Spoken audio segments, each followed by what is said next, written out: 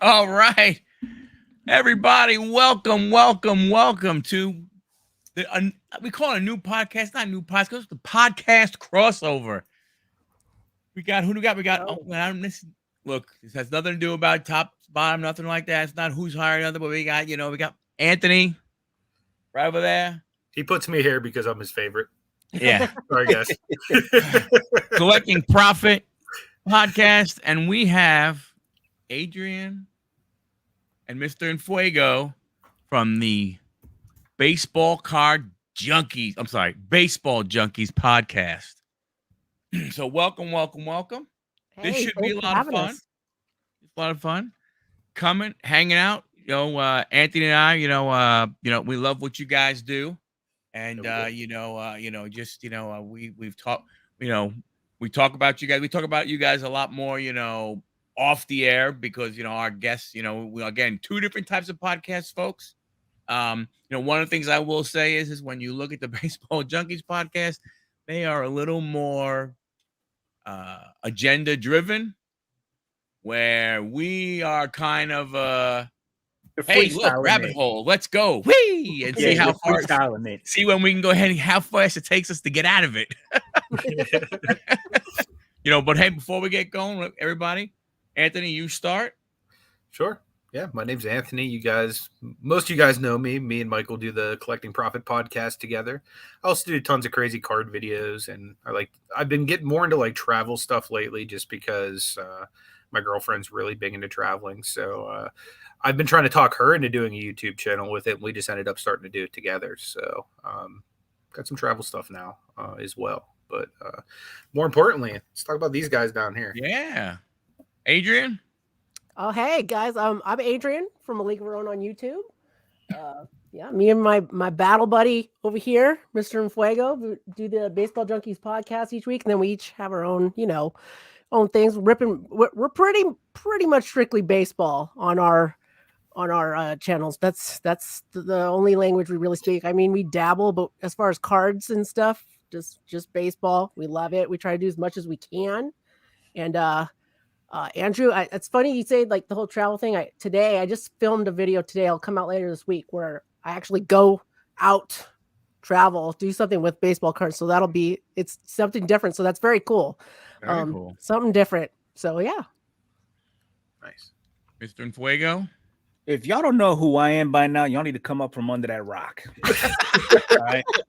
But pretty much, I'm just gonna echo what Adrian said. Yeah, we do our own podcast. It's purely baseball. The channel that I run, purely baseball, because that's the only me no speaking nothing but baseball. This is not my first rodeo on this podcast. I was actually a guest on here a while back. Had a lot of fun. Plan on doing it again, and excited to be here. Very cool. So, Will, thanks a lot. Your buddy Dom. Oh, sock talk. Well, we'll see if we can fit that in there. Big John. Hey, thanks for sharing it out, John. Appreciate that, brother. Yeah, he's one of the real ones that'll share your stuff. Alan, welcome. Nikki. Oh, look, see, from down under. Nice. Yeah, Mr. Nice. Parabellum from Awesome. Australia. And Nikki 2 times hit you up. So, like we said, for the most part, got some questions. Nothing too regimented here. More just talking about, getting other perspectives on the hobby as a whole. I know you guys are basically a lot of baseball and everything, but the hobby's the hobby, whether it's baseball, basketball, football, so on and so forth. A lot of the same stuff happens no matter what sport you go ahead and cover. But before I want to go ahead and do that, I wanted to know, Adrian, I'll start with you. The love of baseball, where did it come from? Ooh. Oh. Okay. I told you, hard-hitting questions. Yeah, it's good stuff.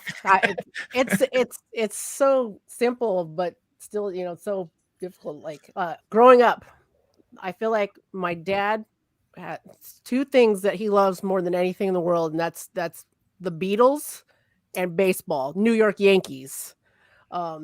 So whenever the New York Yankees came to town, I grew up in the Bay Area. Mostly going to Oakland games growing up. Oakland A's game was my favorite team, but we would always go when the Yankees were in town.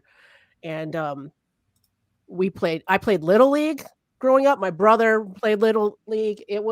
Baseball was an everyday talk in our house. So from when I can remember, I remember Oakland A's baseball. I remember, watching Ricky Henderson, Jose Canseco, and Mark McGwire, and just being in awe. And I remember elementary school, hoping and wishing I would be the first woman baseball player for the A's. So yeah, that's how my story started. Very cool. Yeah. Mr. Enfuego. My little journey began loving baseball with hanging out with Grandpa.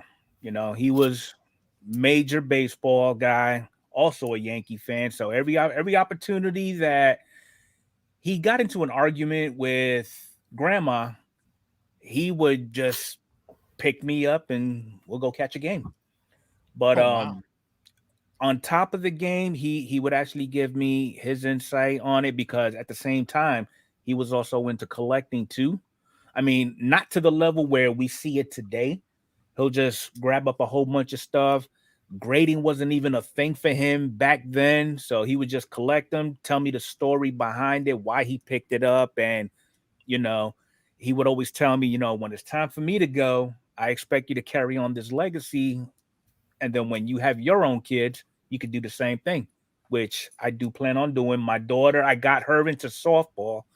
And yeah, I mean, hopefully, kind of like what he said, when it's time for me to go, she can actually take that torch and pass it on to her offspring if and when that time comes.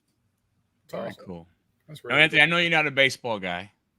I mean, I'm a Pirate fan, if that counts. Does that count as baseball? But your passion is Post 1970s. Yeah. But your passion is more football. Yeah, football, basketball is kind of like my big thing. Wrestling even a little bit more. But That's I true. do like baseball. I don't follow it as heavy as I do the other ones. Like if the Pirates are on, I'll watch that. But I'm more of like a casual baseball guy. Still really enjoy going to games, like different stadiums. Like I try to, like when I travel, see as many of the different stadiums as I can. And like, even if I don't like the team, still to like go check out, experience like the stadium, that type of thing. That makes sense. I Yeah, mean, I you mean, can wake up and say, I want to go to Angel Stadium. Yeah. Yeah, I actually got to do that actually the past couple of years when I was living out in LA. Was lucky enough to see Shohei and Trout Nice. live and in person. It's pretty cool. Yeah, when I was traveling a lot for work, that was one of the things, that I did. When I was out in California, went to LA, San Diego, went to, Anaheim. When I was in Texas, went to not this new Dallas, not the new Ranger Stadium, but the one before that and stuff. So I used to try and do that exact same thing.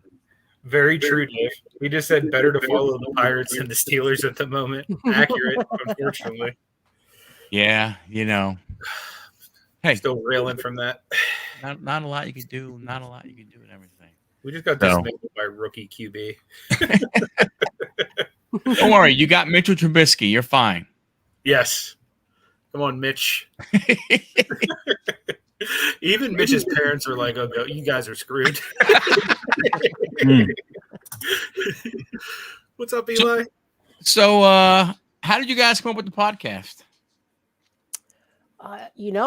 This whole YouTube thing, I think we discovered each other's channels. I think Mr. Enfuego did a whole thing on me and Diamond Princess, and he reached out to me. I followed him. You follow each other, you do your thing, and got to watching him and his style of videos. And I had been wanting to do something weekly, like a podcast kind of thing. I thought it would be fun.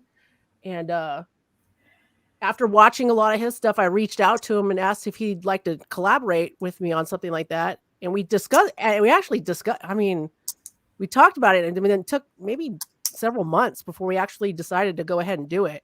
Because I'm a little bit of a stickler. Like I like I like lots of production value. I like to like put a lot of effort into the editing process and stuff. And I knew Mr. Fuego did too by his videos.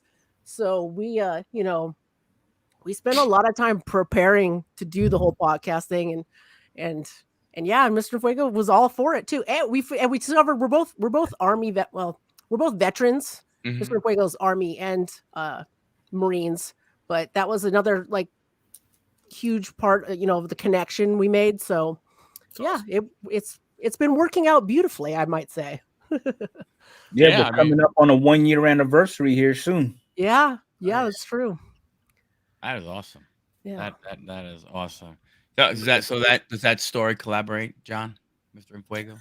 Pretty much. I mean, the first thing that came across my mind when she proposed doing collabing with her was, okay, what's the catch? What the hell did I do? Out of everybody in YouTube land, why me? But then she needed somebody to bring the beefcake, man. And basically, that's why you show up with those sleeves. It's kind of like what she was saying, And if you really look at it, if you compared her videos to mine, they're almost somewhat similar because we add our own little flavor to it, and it kind of meshed together. So we figure she takes her talents, I'll take mine, meshing together, and make a weekly thing out of it. Yeah, and I was surprised with how good the chemistry was, like initially, or was that something that you guys had to like build? It was a work in progress. I mean, there were times where we both would have dumb moments, and as we solidified exactly what we wanted to do with the podcast, like I'm sure you guys are aware, at one point we started out talking about actual baseball, the sport, and then converting over to the hobby. We came back and said, you know what? Something's not right. We're gonna have to tweak it up a little bit. Let's just stick with the hobby, because if they want to know about sports, you've got all these other locations of they could get their sports from. Let's just stick to what is really not out there and what we love the most. So as we got with the hobby, we started planning, okay, what are some things that we think would be beneficial for everybody, or they would like to know. So we came up with all the segments that we bring up now, and we remain consistent. And what makes it that much more effective for us is we actually bounce ideas and random things that's been going on off each other during the week, and maybe a couple of hours prior to us actually going live, we'll re-engage each other one more time to make sure we're both on the same sheet of music. We're going to cover A, B, and C. You got 1, 2, and 3, and this is how it's going to work. We make it happen, and it just gets to the point now where, I'll pick up where she left off and vice versa. And it's just been working beautifully ever since. Mm-hmm. Awesome. Yeah, you can definitely see it. You can definitely see it as the back and forth. I mean, again, for what you guys do, the way you do it, of going through your different segments and so on and so forth. And again, you're hobby related, so you have to have that, right? When you're just strictly, went that way, because it helps, as people understand, because especially, and when the other piece, I think that reason why it helps you guys is because you also have the actual, you have the podcast that is on the podcast channels where somebody's not able to visually see, so right. You have to talk more, explain a little more, because there's going to be somebody in their car who's listening on wherever they can get their favorite podcast. So you go, hey, card number 5 of the week is, so you kind of have to get into a little more than just going ahead and saying, all right, hey, here we go. So this card right here is all about this. You have to explain more about it and stuff. So it's definitely different. Than what Anthony and I do, of basically a subject but not really a subject. From our standpoint and everything like that. Yeah. Well, Huddle, or Mike and Andrew, we to make follow up on Mr. Enfuego's point, we it took a minute for us to get that flow. Mr. Enfuego and I have a great chemistry just talking to each other back and forth, but we both I feel like it's our military background. You can correct me if I'm wrong, Mr. Fuego, but we have like the strong work ethic. We spent a lot of time, not just the hobby part and baseball was the easy part. It was the learning how podcasts work and learning how to communicate so it flows smoothly. And the whole repeat, like you were saying, a card comes up. Well, we got to also say it. You got to always be saying what's on the screen for the people that are listening and not just, watching and stuff like that. And I think, I'm really proud of the fact of how hard we both work on this podcast every week. And it's what I expected. Is what I assumed. But sometimes, when you assume things, they don't always work out the way you want. But Mr. Enfuego put in the same amount of work as I did, which I feel like I try to put in a lot to make it, very enjoyable for everybody. And so that's how, we did have our growing pains 100%. Who doesn't doing something like this?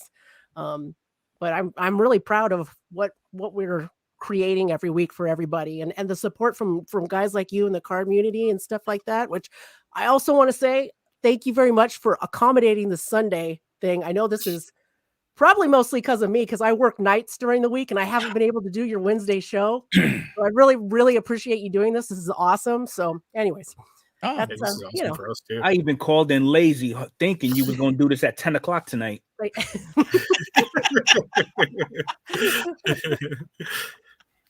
hey, what's up, John? Good to see you. Hello, brother. John.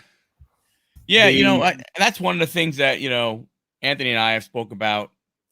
How do we, what tweaks do we have to make? Because we would like to go the actual, the podcast, voice only, I'll call it, way, and see how we could go ahead and make that work. So, it's interesting stuff, but I guess, it's almost like with anything else, like we'll always say, like, people always say, well, how do I go ahead and get started?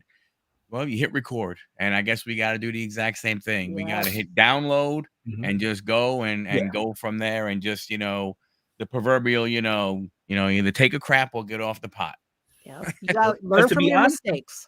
The beauty of what we do too is, and I see it myself, is none of our stuff is staged. If we come across a particular topic that we just don't see eye to eye on, we'll tell it like it is right there. Yeah. We're not trying to go at each other's throats or whatnot. So like if I make up a point and Adrian gives me that side eye, like, what the hell are you talking about? Okay. We'll discuss it. I'll give my standpoint. She'll tell me that's great. You stick with that. I disagree. And here's why. And then, we'll just leave it at that. There's no ill feelings after it or nothing like that, So I mean, it kind of works out. Yeah.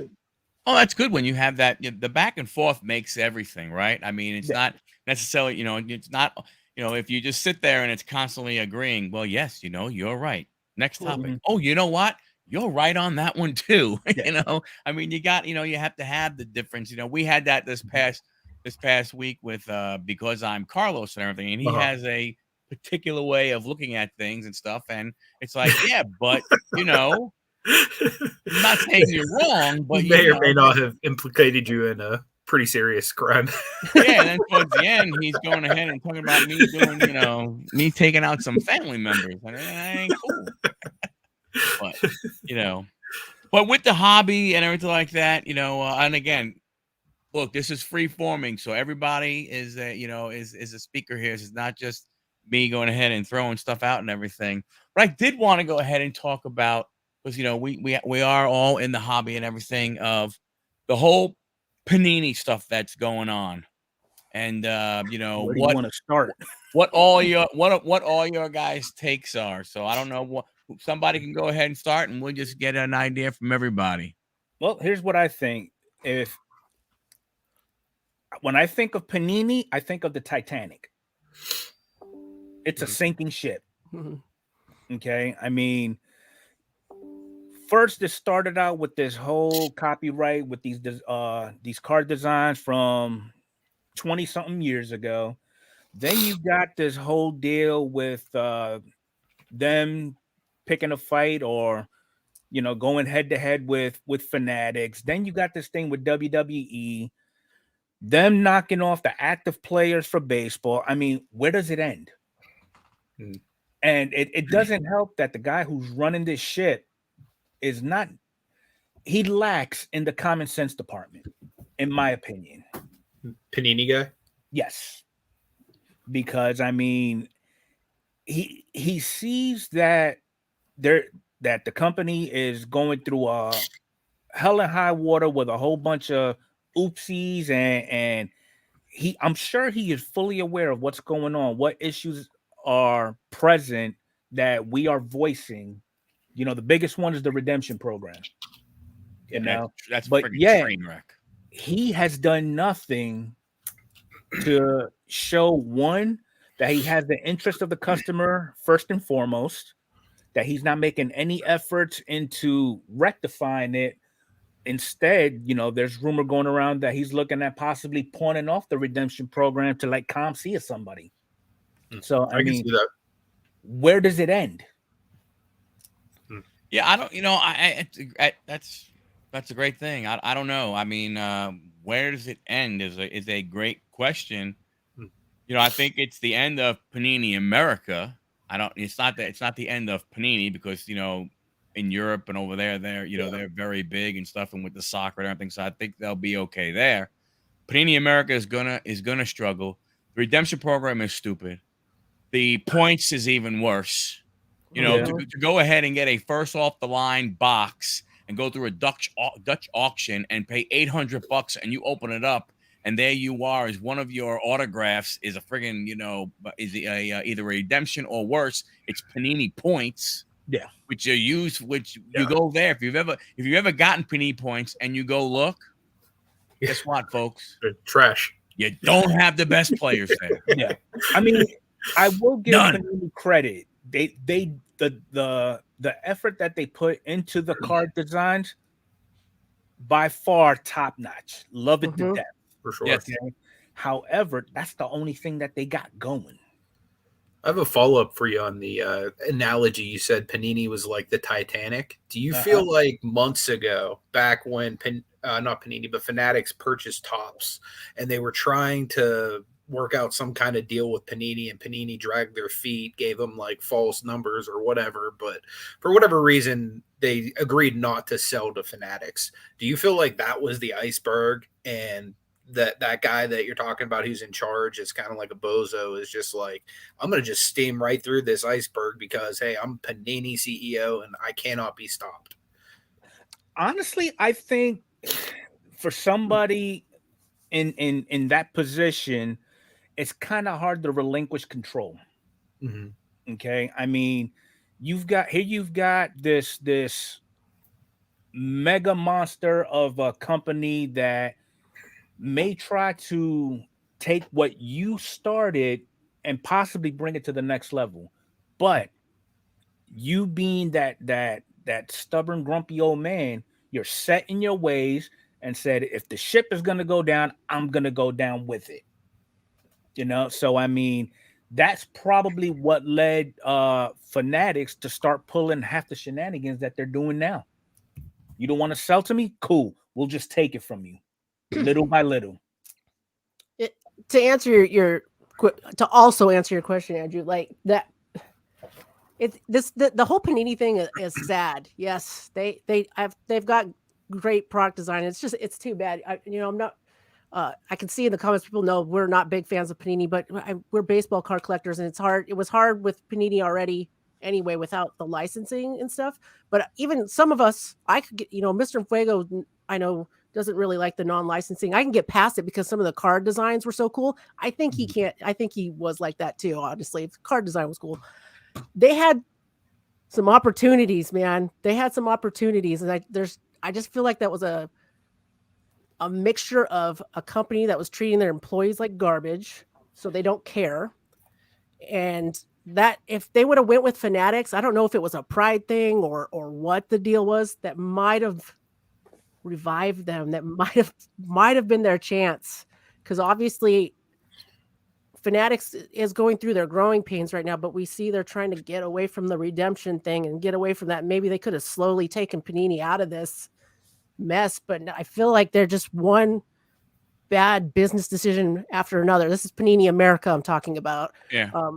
That I'm just I'm just waiting for the day for him to say, "Oh, it's done," because all the stuff we're seeing with the WWE, the NFL, their whole giving Fanatics like fake numbers. It seems like that's kind of a go-to Panini had. That seems like what they're doing across the board with everyone, was sending them falsified numbers, for their,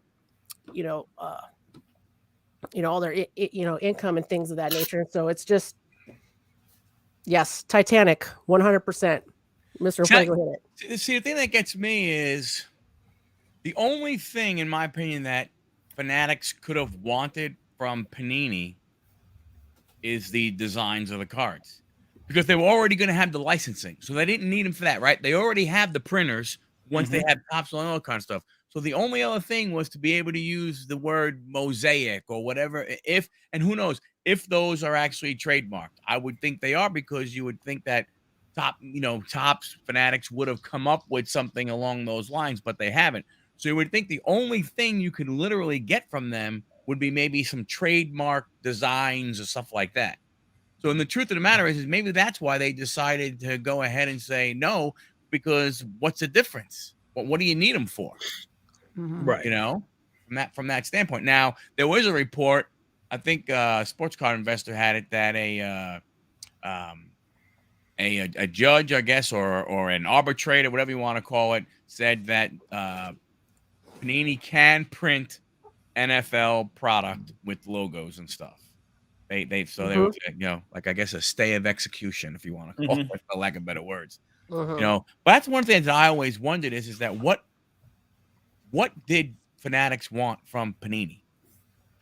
Probably the only reason why you'd want to merge would be get the licenses sooner, and obviously they didn't have to do that. They figured out another way to do it. You can't tell me that all of a sudden hiring all those Panini executives and doing all this other kind of stuff was not some way of making some stuff happen. Right. I'd imagine the IP is valuable too, just from the standpoint that somebody's going to always buy Prism, somebody's going to always buy Optic, somebody's going to always buy Select, and then you figure the high end like National Treasures, the Immaculate, like all of those like suitcase type products. Like imagine like a baseball collector getting something like that that's licensed. Like Enfuego, like you'd probably go nuts with like a one of one like National Treasures like logo of like.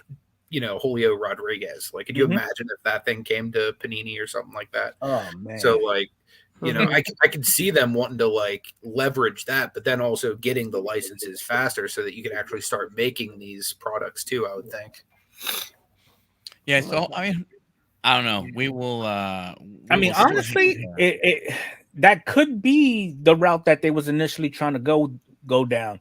They took control of Topps for the strengths that Topps has, okay?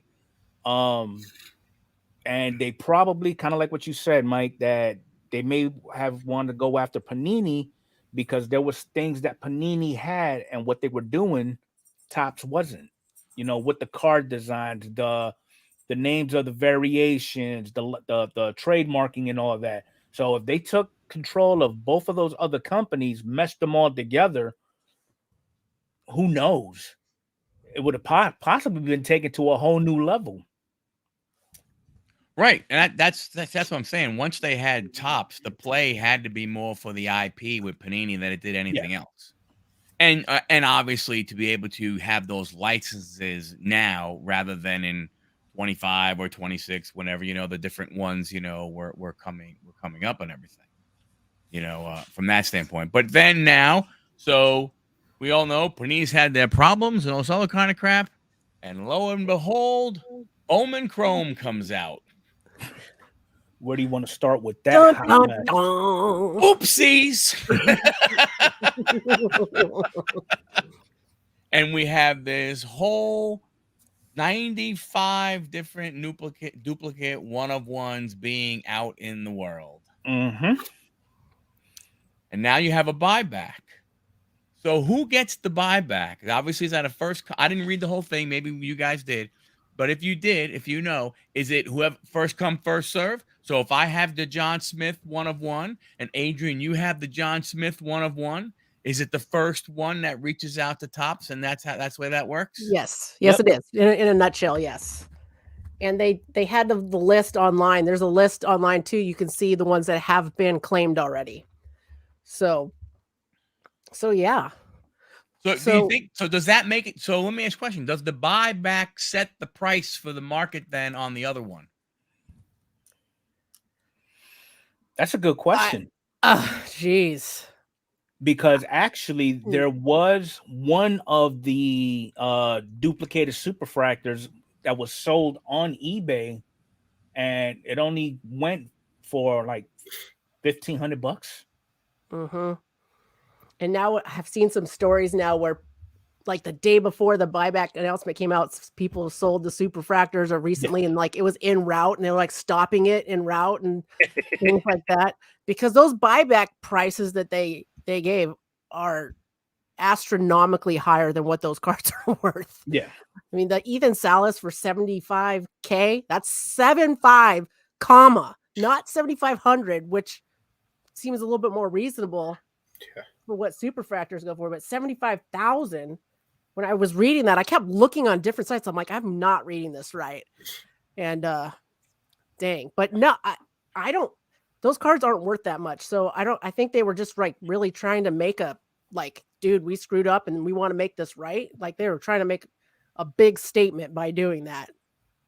That's what I think. John? Honestly, I mean, I don't even know where to begin with that. I'm actually glad for, and I'm gonna exclude. I'm not gonna single out tops, because in my mind, when you're talking about tops, you're talking about fanatics. Mm-hmm. Okay, and at least they were able to come forward and identify to the public that there was a problem, that they're working on it. Here's the fix for it now. And both Adrian and I had spoke about this previously in a podcast maybe a week or two ago. You know, what would have happened if that time when the Drew Jones bounty was out? Okay, they wanted $1 million. If this issue would have occurred and Drew Jones happened to be a part of that duplication hiccup. Oh yeah. Mm-hmm. You know, I mean, you just made me think. I'm sorry, Mr. Fuego, to interrupt you, but we did discuss this kind of briefly in our podcast yesterday. What if they did all of this on purpose too? And a lot of people have been saying that this is a marketing marketing deal. Yeah. Because I was not buying any Bowman Chrome at all. And I went back to that. I'm going to stick to my guns. But when I first saw this buyback thing, I'm like, ooh, maybe I should get some. And I'm like, oh, they almost got me. They almost got me. But okay, so Adrian gave her opinion on the topic. I gave mine. I'm going to pick yours brains. Would either one of you, would you risk running your brand into the dirt for marketing sales with this hiccup? Absolutely not. Or strategy tactic, if you will? You know, it would be a tough one. There's no way, because to me, here's another little twist to this thing. So now, how do we go ahead and constantly claim that we don't know where cards are if we kind of know all of a sudden that there was more cards put in the boxes than there was supposed to? Thank you. You know what I mean? So it's like a whole it's a whole nother damn thing. Right. You, Mr. Fuego, the more I think about that comment, you make a good point. But are they running their name in the ground? They look like, oh wow, they're giving me like up to $75,000 for the superfractor. That's not anywhere near what I would have got for that card if I had pulled it. So are they? It makes them like either way. Like we messed up. They make it. I don't know for certain, but they like people like, oh, maybe some people from Topps got fired for making this mistake. And oh, look, this is the first time Topps has actually come out, Topps Fanatics, whatever, came out and actually addressed. They actually came out and addressed an issue. They actually said something to us. Like, they did it last year with the 2022 Topps update, the no short prints, Julios and stuff like that. But it is always nice when they do like say something. But anyways, my whole point is, are they really running their name in the ground, or are they just like, hey, we made a mistake and they did this huge thing? So it almost, if it's a marketing thing, like either way, it's win-win. It's actually, if somebody did come up with this and this was all planned, it's freaking brilliant. Evil, but brilliant. Anthony, what do you think? Possibilities are endless. Yeah. I don't think they did this on purpose, because I don't think like right out the gate, like they haven't even really like started releasing many sets under the Fanatics banner yet. You know what I mean? Like, I don't think they would be like, hey, we've already screwed up. You know what I mean? Like, especially on something this flagship is like Bowman Chrome. By the same point, like, I also think like the only thing really consistent in like all of this is that most of these companies are sketchy. You know what I mean? Whether it's Panini or Fanatics, it's pretty much a douche running it. And the thing is, too, this is not the only hiccup that Topps has gotten themselves into with this particular product. I'm seeing videos where you're seeing cards that are serialized, autographs being pulled, but there's no autographs on them. Yep. Blank. Yeah. Blank. I mean, so I know, to me, they're consistently, they're in the public's eyes. Everybody is looking at it like, okay, we're not liking where this is going. They screwed up here. They screwed up there. Is this going to be a Panini 2.0?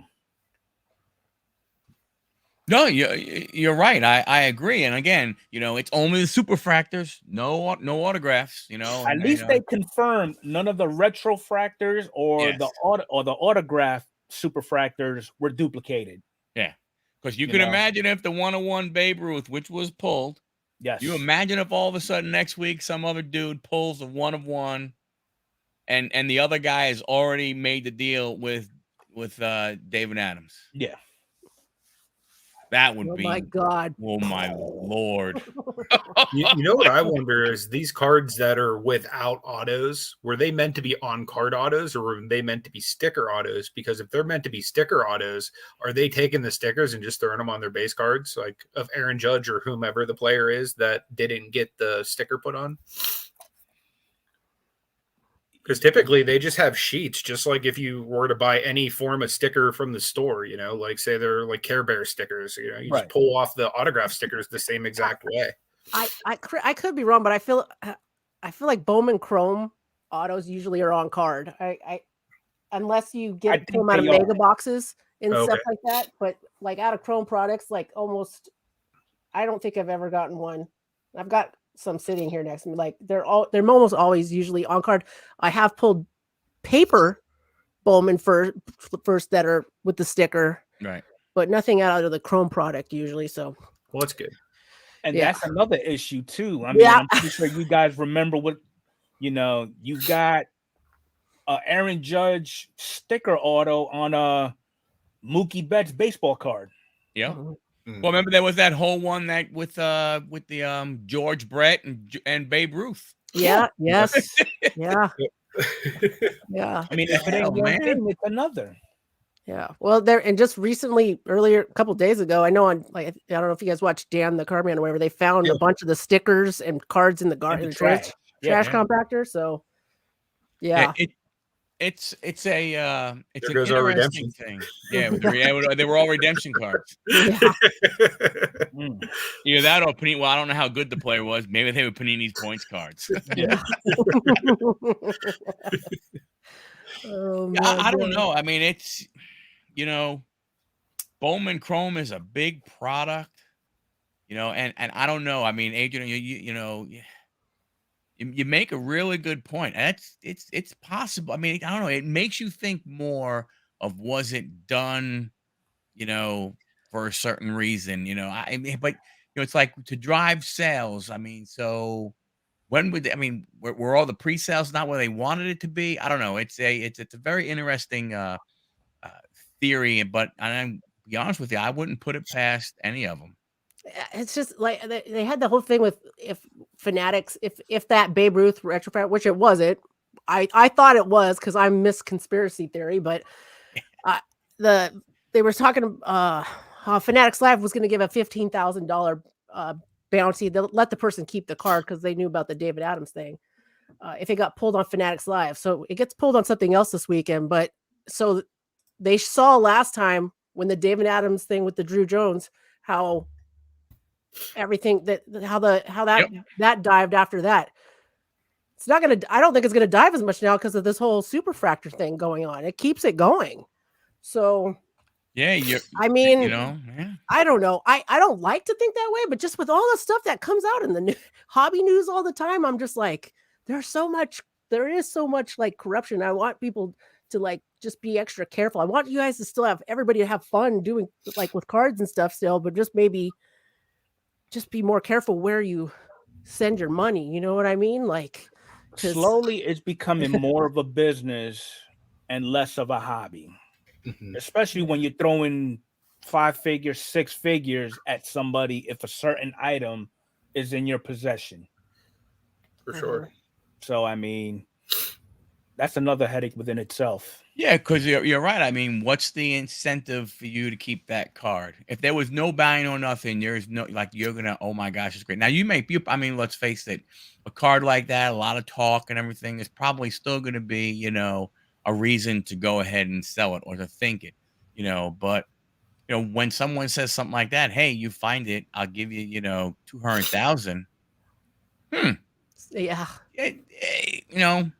That's hard. That's hard to turn away from. Even like the Salas of 75,000 and everything, And I mean, well, to me, honestly, I think that's an easier one than Babe Ruth, but but still, I mean, you think about it. 1 of 1 Babe Ruth pulled in 2023 is one of the most expensive Babe Ruth cards.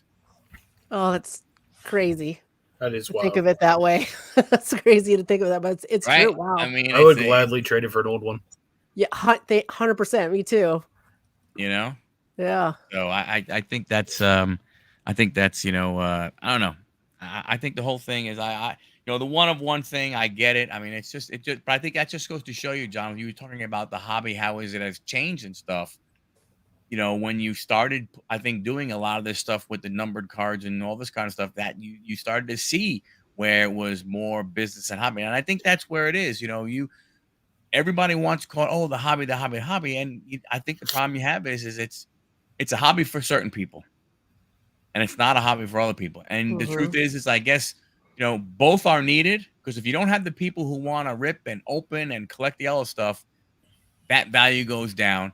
If you don't want the people to invest, well, then the value still goes ahead and goes down. So, we need, we need both parties to be a part of this hobby that we love. Yeah, but then at what cost? Because when's the last time have you seen little Timmy pull something massive and didn't want to entertain anything and just keep it for himself? Oh man, we might see that. Maybe we'll see that this week. Little Timmy is able to afford a $400 box, right, jumbo box. You got me there. Yeah, well, let me tell you something. There's the last 3 or 4 comps. let me tell you something. You go to a card show, you see a lot of little Timmys with Zion boxes that are maybe this big, that their collection in that box is more than what I got. That's true. And how did that happen, though? Oh, no, I know. It's mom and dad. Jimmy paid for it. That seed in their brain. Big little Timmy went to Big Timmy. Yeah, exactly. And probably what's happening is actually, they might not even be little Timmy's cards. They may be Big Timmy's cards, but he knows that someone might feel sorry for little Timmy when he's at the show and say, all right, kid, I'll go ahead and give you the 1,800 for it. even though it's only worth 17, because you're little Exactly. Timmy. Yeah, we I want wanna you make- to be I in wanna the make hobby and because I love the kids, because I'm all about Little the kids. Timmy's that sacrificial goat. Yeah. yes, yes. Is little Timmy working on commission? Because I got some cards I want to move. Oh, I'm certainly giving him some type of commission. Here, here's $10. Go get your wax pack. Yeah. I mean, I'm gonna bring my insane. niece with me to the national next year. That's There's a hot dog for you. No, but you make a great point. The hobby has changed. Look, I always talk about when I started the hobby, and we're not going to go there. There was still card shows. There was still people selling cards. So selling cards is not brand new, people. All that stuff has always happened, but it was done like a little differently in that it wasn't considered an investment in a card. Like you bought something because it was your guy. A lot of people, when I started, when you went to the card shows, they weren't that big. They were in a Knights of Columbus hall or a VFW hall, and there was 20, 30 tables and stuff. And you walked around and you're like, oh my gosh, you have so-and-so, man. Yeah. How much is it? You went ahead and you did it, and you bought that card, and you're like, I can't believe it. I have the signed, whatever player, of your favorite team, whoever it may be, right? And that's what it was. And it wasn't about even like the big player. It was, the normal, the everyday player, the average guy who had a card. And again, you didn't think about, oh my gosh, if I'm going to buy this card because I'm not saying it didn't happen, but it wasn't as prevalent as it is today. The first thing that happens today when someone pulls a card is like, I wonder how much I can sell this. Mm-hmm. Where I find purity in the hobby is, and as annoying as it is, I go to a card shop. I mean, a card show. I go to a vendor, and when we start talking about a specific card, he brings out the infamous Bible. He'll bring out that Beckett book. Yeah. That's where I find the purity. And he's not out there jumping on SCI or eBay or anything like that. He's looking at that book, and then he's grading it right there on the spot for you with his naked eye. Right. That's where I see the purity. Nowadays, everybody's got all these crazy apps, and I have them too because I'm seeing that a lot because of the Beckett don't work no more. That's you tell Grandpa that it don't work no more. I do tell Grandpa. That's the other thing about card shows now. Like it don't work no more, man. All those card shows back in the day, I couldn't go to those because I was a woman. What I love now, the card shows now, you go in there, you see a lot more women and kids doing that stuff now. But if I see a guy pull out a Beckett, I'd be like, I just laugh. I'm like, have a good day, sir, and walk up, Because I mean, in their mind, as long as those guidebooks are still being produced, it is a relevant source of information. God bless them. Do you guys know how they produced those books? Like how they got their pricing? Like they pulled a group of like card show vendors. So like say me and Michael set up a card shows, like we theoretically could have been part of the survey that set the Beckett pricings. So they basically just asked card show people from like California, Pittsburgh, like all these different areas across the world. Like, hey, what are these cards selling for roughly? Okay. And then they basically built like a rough guide off of it. So that was kind of so basically if you sell a judge rookie for 100, Michael sells it for 75. They just take the average and say that's what it is. Pretty much. Okay. I can see that. Are you telling me that Beckett still does this? I don't know if they're still doing it this way. This is how they originally built their pricing guide. Because I mean, I wouldn't with Beckett, I wouldn't be surprised if they were still doing it. They might. I mean, who knows? Is why they've dropped from number 2 to number 3. I feel like, and that's another valid point that was made, Hollis. The card is only worth what somebody's willing to pay for. Yep. True that. Yeah. We could think a lot, but like you said, it really does not matter. But you're right. The whole thing was when you went into a show and everything, there was the guy behind you. Oh, hold on a second, and he takes out the Beckett book and he looks at it, and it was the gospel, man. It was the gospel according to Beckett. I mean, that's what it was. There was nothing else. There was nothing else to you. Right. You couldn't look up a price any place else, in the 80s. Where were you gonna go? Yeah. Nowadays, when you start pulling out your phone and you use one certain app and you tell this information this vendor, look, last sale on, for example, Sports Card Investor. Oh, I don't use that. I don't believe in their prices. This is what I use. Right. I mean, it's the same information just on different platforms. Mhm. Yeah. You know what I just found recently at one of the card shows I went to a couple weeks ago? A guy was comping my cards, and he was getting comps that were like not what I was finding on eBay. I'm like, how the hell are you finding these? He was on Alt, and apparently Alt gives you access to all of the platforms. So if it's a best offer, it'll even tell you what the best offer was they accepted. And like say it sells on ComC or some other like Golden or something like that, it'll give you all those sales too. So if it's like a harder to find card, like it's more rare and numbered, you know, it might be hard to find even on TerraPeak. So like that was pretty cool to me. It was like, I mean, Market Movers just started that now. Yeah. Okay. Yeah, I've used Alt. I liked Alt. I haven't used it recently. I don't know if you like. I used to be able to just take a picture of the card and it would find all the stuff for me, especially if it was graded. I don't know if they do that for raw and stuff now, but and I did hear Market Movers is doing that now. I don't know. Market Movers, I imagine you have to pay for it. I don't think you had to with Alt. I'm not sure, but to use their actual app, I got the bare minimum package. It's like $10 a month. Yeah. So a lot of times I just use eBay. I look at eBay's current sales. But I mean, you've got a lot of 130 point. You've got a lot of new companies coming up with these apps. Like I just got introduced to and I found it because I was bored. Next Gem. Yeah. I actually found you on there, and I was like, I wonder if that's Mr. Enfuego. Then I was like, I see a Julio. That's Mr. Enfuego. I love that app because it gives you the option and the flexibility on what you want to do with your collection. Do you just want to show it? Are you looking to trade, sell? Also, obviously, if you're looking to buy some stuff, you have that option. So you got a lot of these companies that's going that route too. Yeah. So I mean, we had them on. We had one of the co-founders on our channel a couple weeks ago. Okay. Oh, awesome. And he talked about it and everything. And there is some cool stuff you can do. Like for instance, you know, when you see like in their app, I don't know if you know this, but so if you have a rainbow colored card or a foil card and everything, you know, sometimes you always try and angle a little bit to get that color. Yeah. Well, you could take a picture on an angle with their app, but it flattens it out for you on the on the thing. So it's it's very cool. There was his name was Scott. What I do like about it is I uploaded 5 of my slabs on there, and when I look at the finished product, it actually gets rid of the it blurs out the slab serial number and the barcode. Yes. Yep. Which is great, as you can see it right here. Here it is. So, guys, you know, it's something to go ahead and you know, think about. It's a cool little app.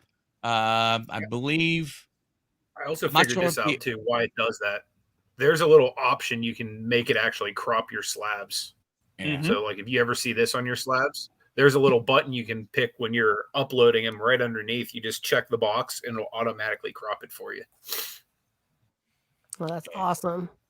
I just went on there too. I found Picksburgh. I was messing around with it. I don't know if I followed you yet, but Huddle, are you on there too?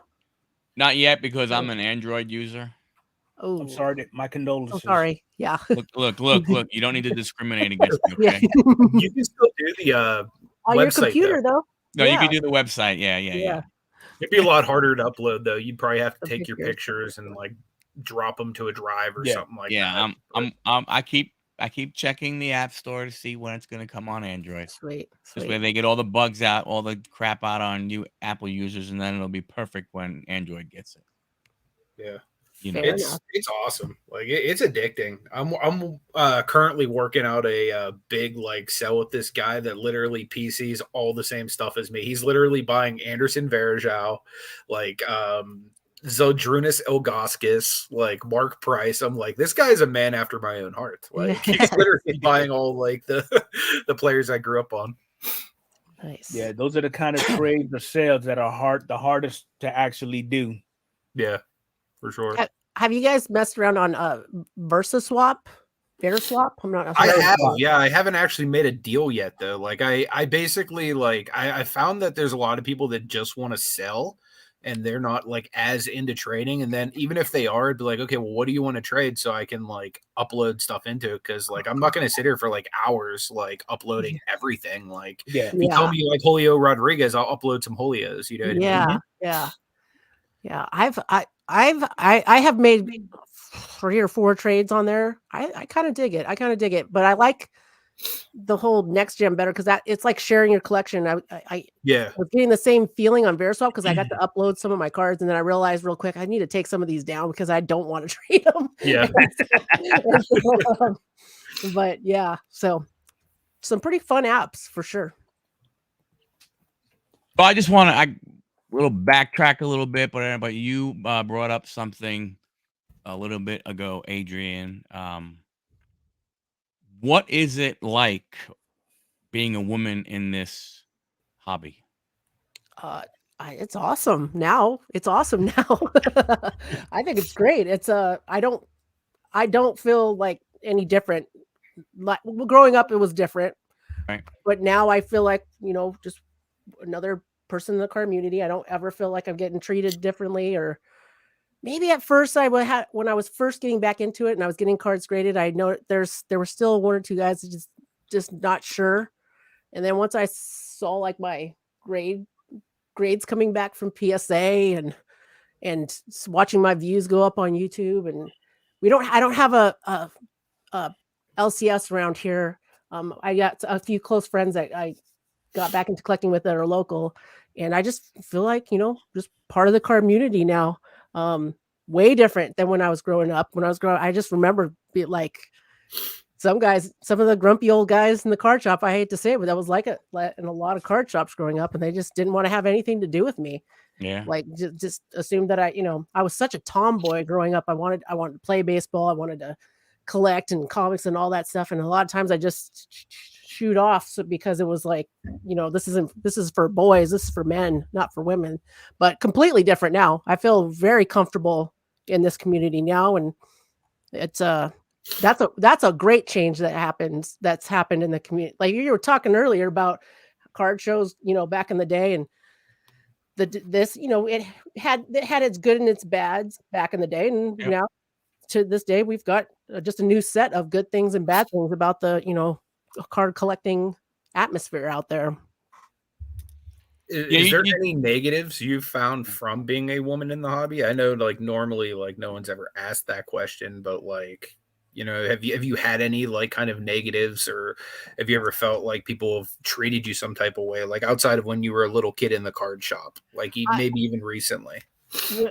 When I was first starting to send things into PSA and myself, I was doing it, and I got some submissions back and realized knew I was getting an eye for it, kind of realizing what they were looking for. Some people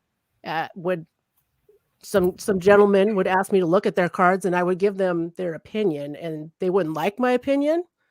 So basically, I don't know if I can say what I want to say here on the channel, but I basically told them to have a good day I use different language, and just moved on from there. But that's about it. Dom shares your opinions as a fellow woman. Yeah. It's 2023. He can have that opinion. Yeah. There we go. Yes, sir. I mean, honestly, I'm actually glad that we got individuals that's within the hobby nowadays that are more open to dealing with women, because I'm a firm believer that there's things that I have no clue about, but if I was to bounce them off of Adrian, she'd be like, "Oh, damn, how come you didn't know about this?" Yeah, A, B, C, and just run down a whole laundry list, and I'm just like, what the hell have I been at? I mean, in my opinion, with women, and it's not just Adrian, because you also I've seen there's a few, not many, but there's a few female hobby influencers out there.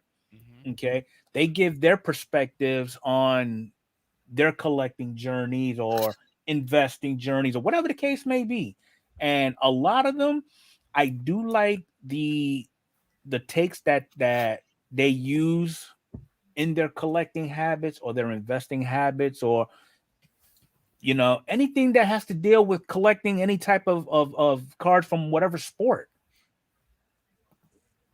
Yeah. It's just that added ingredient in the whole hobby within itself. Yeah, no, you're right. I mean, it's and Card Deal makes a great point right here. It's like, yeah, if you have a problem, that's that's a you issue. I mean, I don't understand. You ask for help, you ask for help. It is what it is. It shouldn't matter the person. You don't. Knowledge is knowledge. It's not. I mean, you're not asking. And you're asking about a card and value or this and so on and so forth. This type of other things, right? I mean, it's not like it's one of those things. A lot of the stuff is not. It's not. Is opinions, but a lot of our stuff is not really based on opinion when we're looking stuff up, right? So, what doesn't make a difference? It's you're gaining the information. It's somebody knows where to look for information. Who cares who it is? Hey, how much is this worth? It's not my opinion if I open up my phone and go, here, I looked it up, here it is.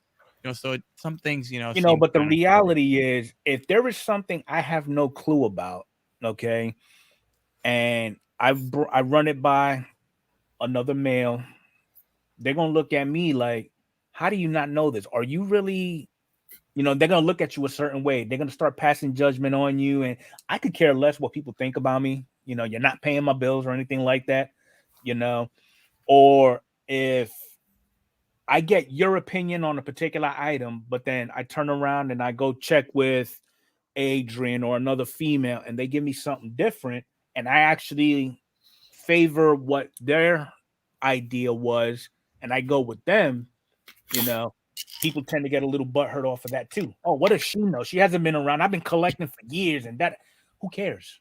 Yeah. I gotta say, I've developed. I told you guys growing up, I was a tomboy and stuff. I've developed a thick skin over the years. Before I was work at Costco now and stuff like that. I was a mechanic in the Army. I was a mechanic for Dodge, working on diesel trucks and stuff like that for years. So my whole life has been lots of guys that are very supportive, that in male dominated areas, and the ones that just aren't with it, and I've had to just deal with it in different ways through the years. And now I'm really at the point where I just like, I don't care. I know what I know, and I don't know what I don't know, and I'm just gonna try to be as helpful as I can to everybody. And if you don't like it, then you can have a nice day. I'll say it in a different way, but have a nice day. Yeah. You really are kind, telling so many people to have a nice day. Oh yeah. Oh yeah. Oh yeah. A woman of peace. Yes. No, I think, I don't know. I just the hobby, I've seen it, different, like, you mentioned nationals, and we'll talk about that, but at this last year's national, I didn't go to New Jersey. I've only been to two. Both were in Chicago and everything. They're both crazy, crazy experiences. Because to me, it's more of a museum with bargain boxes than it is, anything else. If you've never been, I know all three of you plan on going to Cleveland this upcoming year. Is that true? Yes. 100%.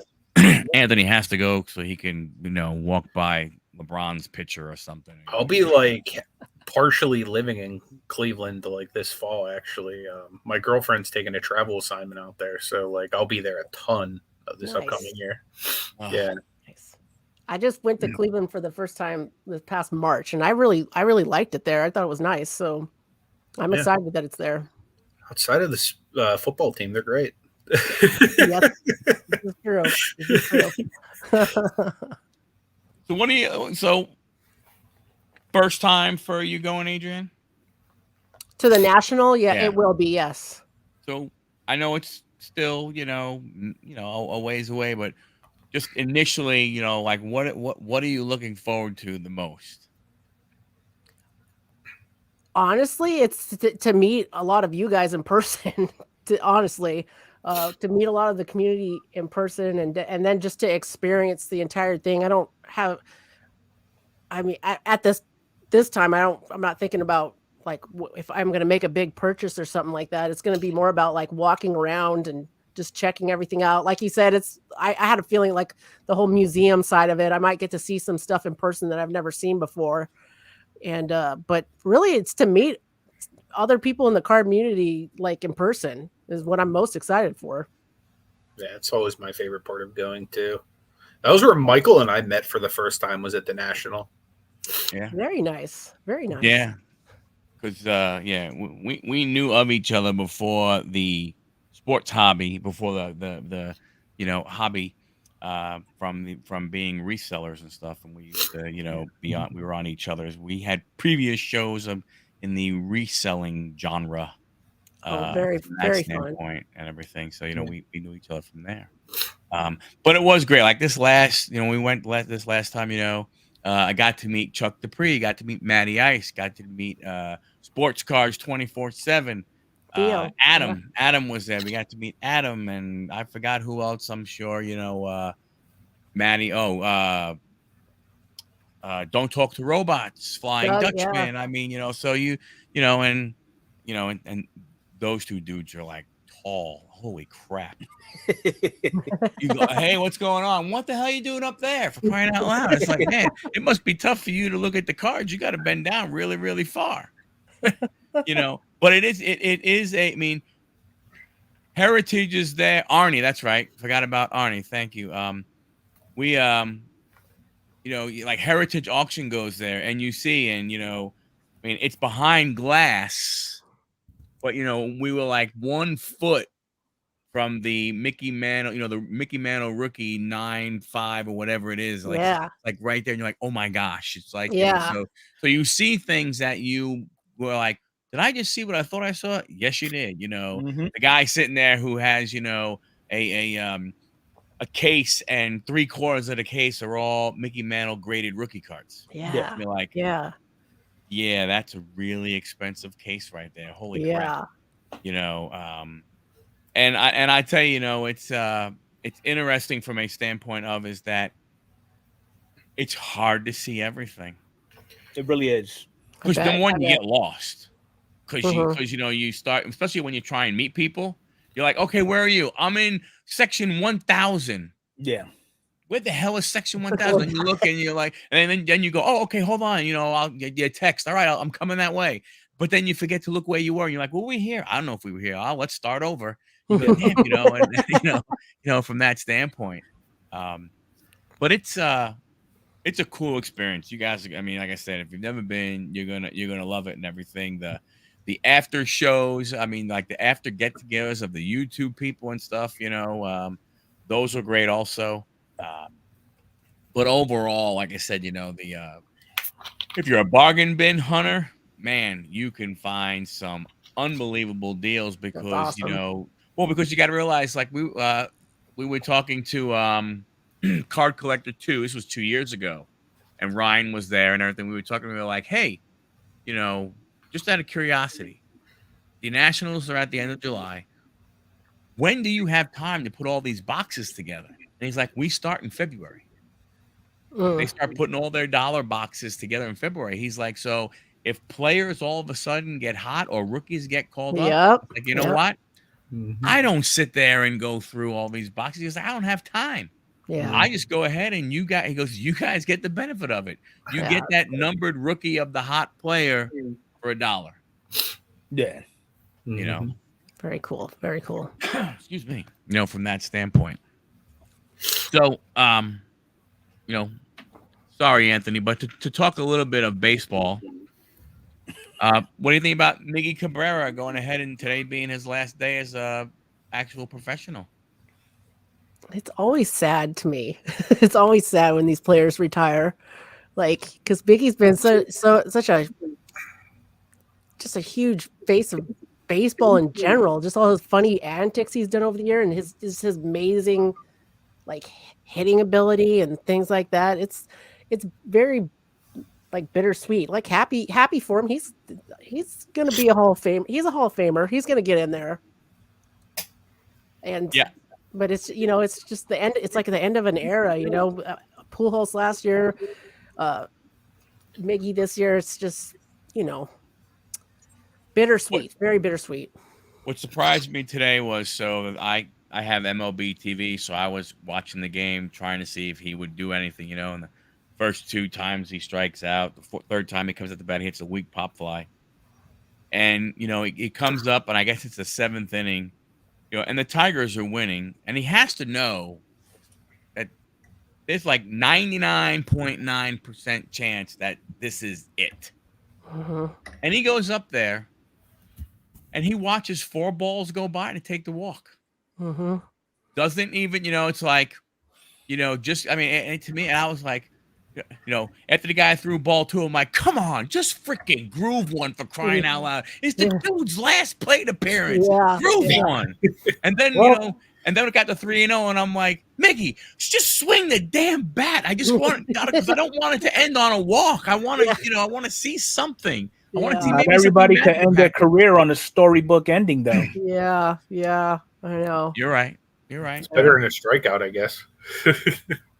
That's what I'm saying. I was like, he like, he's got that eye, and he's like, oh, I'm trying to win the game. Like, I'm thinking his mindset the whole time, even though it's his last event. He's like, oh, I gotta do what's right to win this game. Yeah. So, it's made, and at that same game, Terry Francona, who's the coach of the Guardians, it was his last name. It was his. So it's the end of an era. And I tell you, you didn't. It's like, it's funny. I didn't realize that Francona was with Cleveland as long as he was.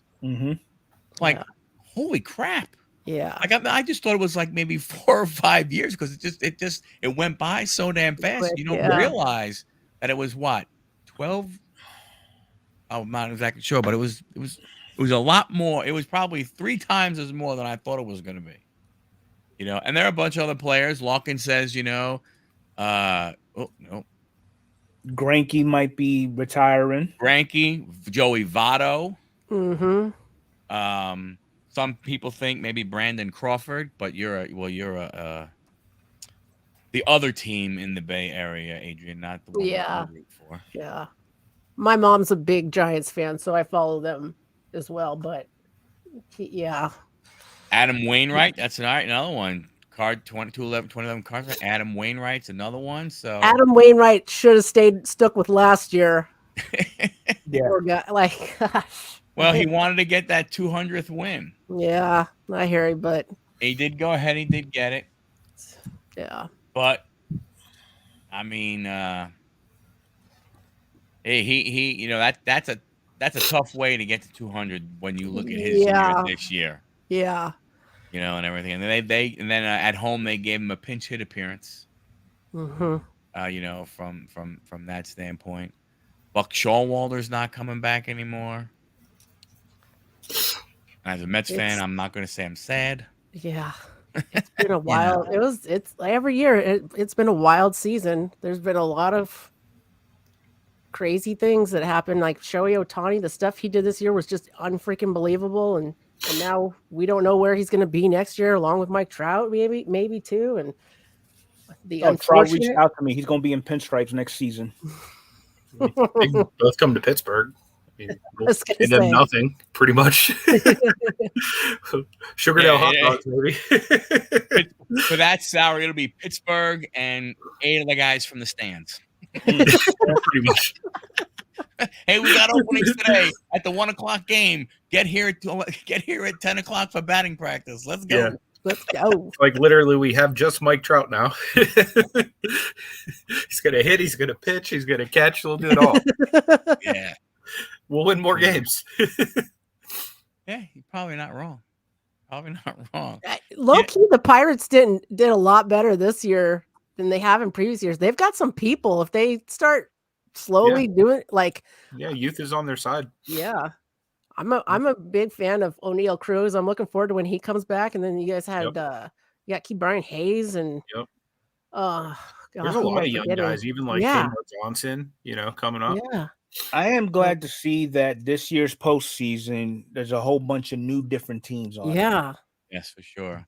I was just looking at it just to refresh my mind, and the Diamondbacks. I'm like, we have been talking about in previous years about them, having that team come together. It came together sooner than I thought. They got a lot of young talent. Let's see, we got the Marlins and the Phillies, Brewers, the Brew Crew and the D-backs, The Rangers was Rays, a shocker. and the Rangers too. Yeah, they really turned things around. And then the Twins and the Blue Jays. So, Especially with the Rangers after they started losing a bunch of pitching. yeah. You know. Yeah, the Now, the Pirates are question definitely, is, I'd with say, a all these success teams- this year compared to what they've been.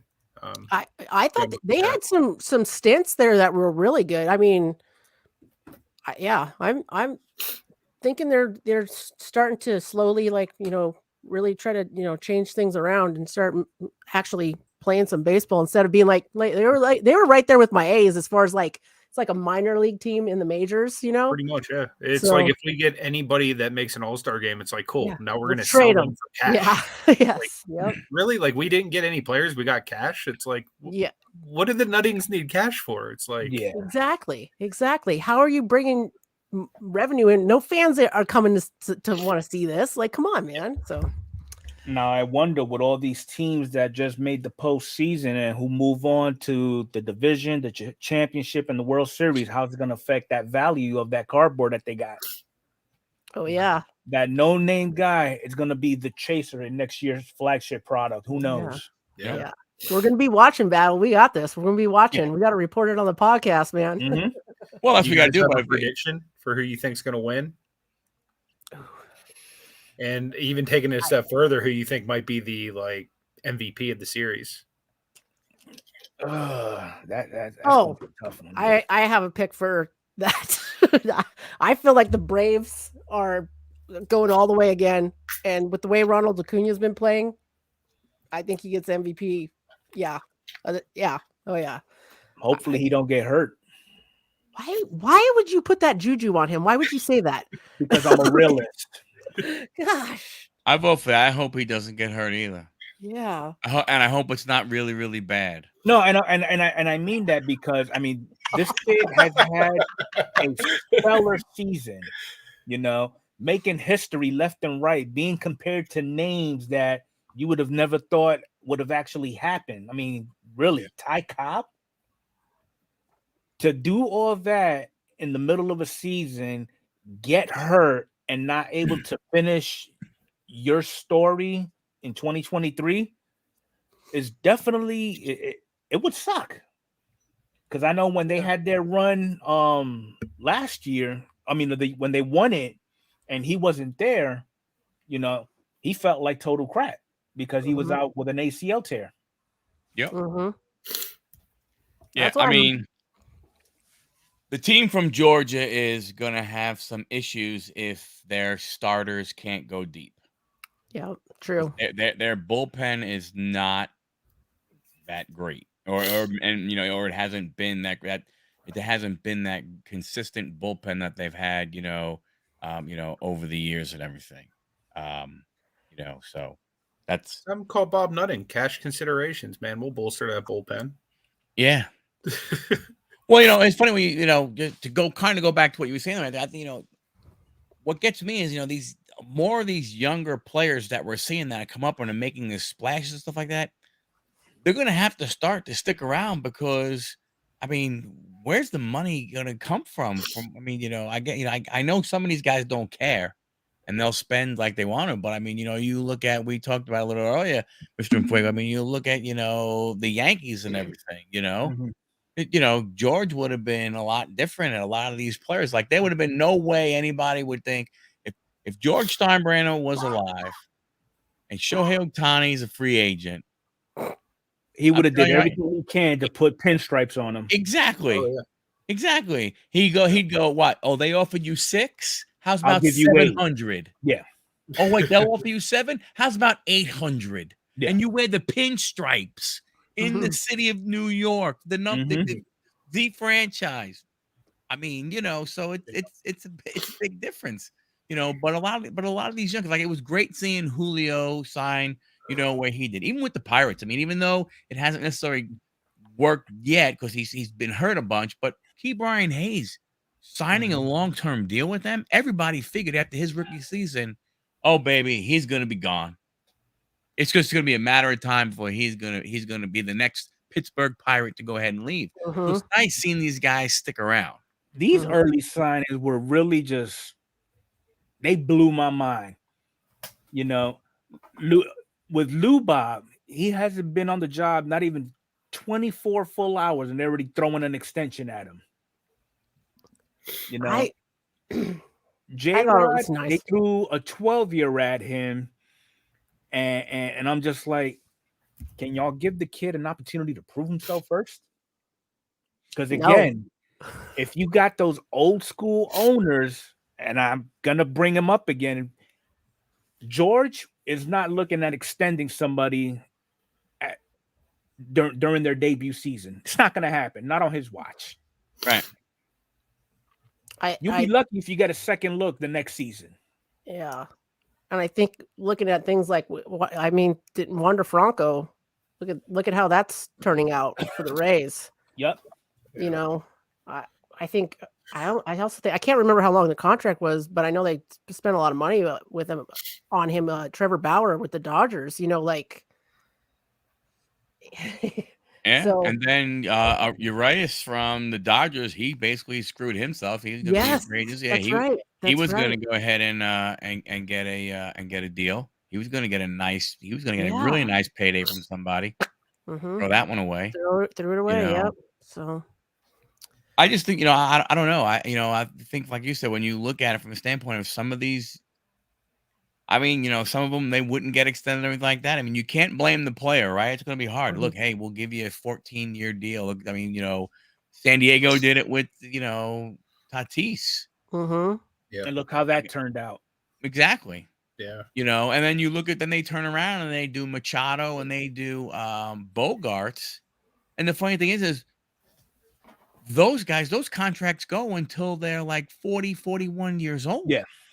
And I'm not saying that that's old, but in the realm of baseball, holy cow, you're going to be paying a guy friggin', $40 million or so when he's 40, 41 years old. And you're hoping, I mean, I understand you pay for today and like, hey, this, but, long-term stuff still, you still have to go ahead and take a look at it. And as Cardale says, it's cheaper to lock up the players, with extensions and everything. And you're right. It's better to go ahead and give it a shot while you can. Yeah. Maybe you are overpaying per se, but who knows if you don't get a disgruntled guy in 6 years when he's, Julio all of a sudden is considered the best baseball player in the country, in the world in 6 years. Is he going to be happy with his contract? Mr. Enfuego is going to be happy. Yeah. I would.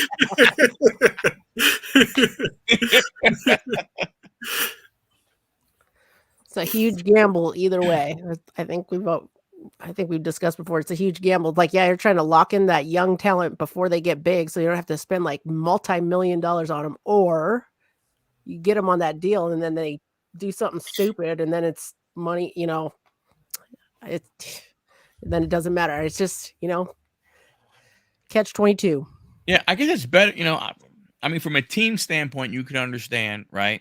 Certain things, from that standpoint, as far as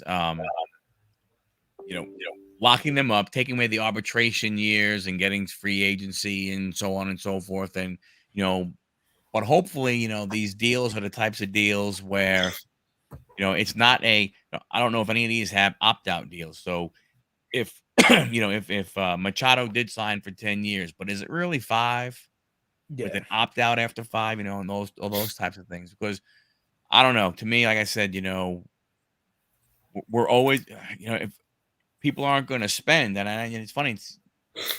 I don't know how, it's great, like you said, seeing the different teams getting in, because it seemed like the teams that spent money, and look, Mets did it this year, the Padres did it, the biggest payrolls and stuff. It didn't go ahead and it didn't work out and stuff. And it was nice to see, a team like, Arizona, like Milwaukee. I mean, Tampa Bay is just a different freaking animal. Mhm. with whatever they they have, and they obviously must have A, the best scouting, and B, the best knowledgeable trainers, baseball coaches in the history of baseball, because they seem to be able to go ahead and take whoever. Next thing you know, the guy is just, like, oh, Mhm. look who comes up now. Oh, look who comes up now. It's like, what the hell? And Yeah. some people are getting smarter with these extensions, because I know the extensions back then 10, 15 years ago, they were just disasters. Giancarlo Stanton being one, Alex Rodriguez, as much as I love the kid, I mean, at one point he had the biggest contract in baseball history at the Right. time. You know, he got signed for what, 10 years, and was only able to produce one championship. Yeah. Now, he did give them a whole bunch of headaches with steroids and threats of suing the team doctors, and he was a diva. But I mean, I guess these GMs nowadays, they've wisened up, and not all of them got it right, because you always have, all it takes is one to screw it up. Yep.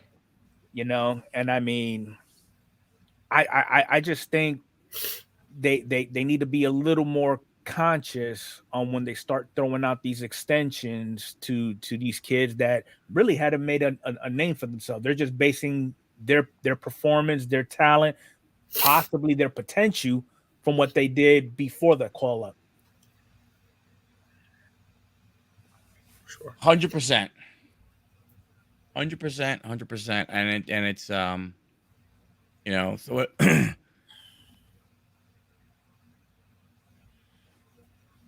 8 years at only 13. I'm assuming that's 13 million a year. Because if he signed for 8 years for 13 million, he needs to fire his flipping agent. Okay, a year. There it goes. A year. Yeah, All right. I was okay. gonna say, holy smokes. Yeah. He'd be better off buying his own baseball cards and reselling those. Oh man. And I like the approach that baseball is actually taking now. You're starting to, on MLB Network, you're starting to see these programs where they're actually incorporating the hobby into the sport itself, showing which players are actually collecting, what led them to collect, like how Trout collects his own stuff. Yeah. And it's little things like that I can logically understand what would drive that value up. I mean, despite, and I know Trout's a bad example with a high value, because right now the value of his cards are tanking. But Yep. I mean, you've got those individuals that are going out there. They're giving these players freedom to create new products. Bobby Witt, J Rod, all these guys, they're giving them freedom of reign. Design a product for us. You have free reign. Mhm. So I mean, I like how the athletes are diving in and giving their perspective on the hobby as well. Not from an investment standpoint, but from a collecting standpoint, because every day you got these athletes that they're dealing with, the little Timmys and the little Janets and everybody, making it fun for them. But then you got old farts like us four, trying to go up there and get an autograph. They're going to look at you sideways like, don't you have a son or a daughter that can ask me for an autograph or something? So I mean, it's just funny how you got all these little pieces that play a big part in the hobby. So I'm wondering, I guess they'll do the same with the other sports then, right? I mean, do you think, right? Because as Topps goes ahead and starts producing the product for football, for wrestling, for basketball, when they do wind up getting basketball, I mean, with the other will they do the sports, same it's thing? funny how they're driving up their values, because they're incorporating things outside, such as like with basketball. Big example, and I know Adrian loves it when I mention it. You incorporate football with pop culture. You got your Travis Kelce and your Taylor Swift. Yeah. That's just one example. We, and I we know, almost made it through the podcast without mentioning those two. We almost made it. and then with I take it you're not a basketball, Swiftie. with basketball, it has a lot of hip hop influence into it as well. Oh, sure. Mm-hmm. You know, so it's little things like that that would actually drive the value of these kids' cards, and it blows my mind how I sit here and I watch these videos and the thumbnails. I spent $30,000 at a card show, you know, and it's always basketball, football. How much is this Luka Doncic? Oh, I got it for about $15K. Really? What? Right. How? You know, and then when they bring up this one little easy measy little baseball card, you see a sticker tag of 125. Right. It kills me. Yeah. So then Allen and Ginter, NBA, Allen and Ginter, NFL. If Travis and stay together, we could see her on an Allen and Ginter card. Yeah. She already has a couple cards. I know was Merlin gonna has say- one on a Leaf. Oh, Like a Leaf cut auto. But she has, I think, regular cards too, like a Panini, maybe Americana. I think so. Yes, I Wouldn't be feel like surprised. that the 2011 Topps American Pie set, one of the most popular cards in it is the Taylor Swift with Kanye West taking the mic out of her hand. I'm look Yeah. up that card on eBay and I'm just saying that's the most sought after card in that set. So it's crazy. That is wild. we did have a question from your buddy, our buddy, everybody's buddy, Dom. What are your favorite set to collect or collect from? So I don't do sets, but I mean, from that standpoint, but I don't collect full sets, but I like to if I'm opening stuff, it's pretty much like specific sets at this point. Like I've really enjoyed the Marvel Allure product this year, which has been like the MCU people instead of like the regular cartoon Marvels. Nice thing there is you can get like autographs of like Chris Evans or Robert Downey Jr. or like anybody that I'm super nerdy about. So I didn't pull anything crazy like that. Closest I got was like a number to 23 Captain America, which was kind of cool. But That is cool. yeah, that's been a fun one to kind of rip and collect. I'd say as far as like sports and stuff, like Topps side, I really enjoy Topps Chrome. I've always liked Topps Chrome. And then Panini side, I really enjoy like the Prism Optic Select type stuff. I've never been like a high-end hussy like the National Treasures or any of that. That's too rich for my blood. You know what I mean? So I'll stick to like the finest that the retail establishments can provide. That's fair. Yeah. I go all over. Like my favorite set growing up was 89 Topps. And so I liked, I still have those. As far as sets go, I feel like every year when the flagship Topps comes out, I just don't, because I'm so excited that the new set comes out. I always end up like collecting that entire set. We were just talking about Stadium Club too. Stadium Club is one of my favorites too, because that photography is just so nice. So yeah, those for sure. So I'm seeing Dom's follow-on question. He was a little more specific. He meant to say favorite products, not sets. There you go. So with me, and I didn't really realize it until 22 update came out.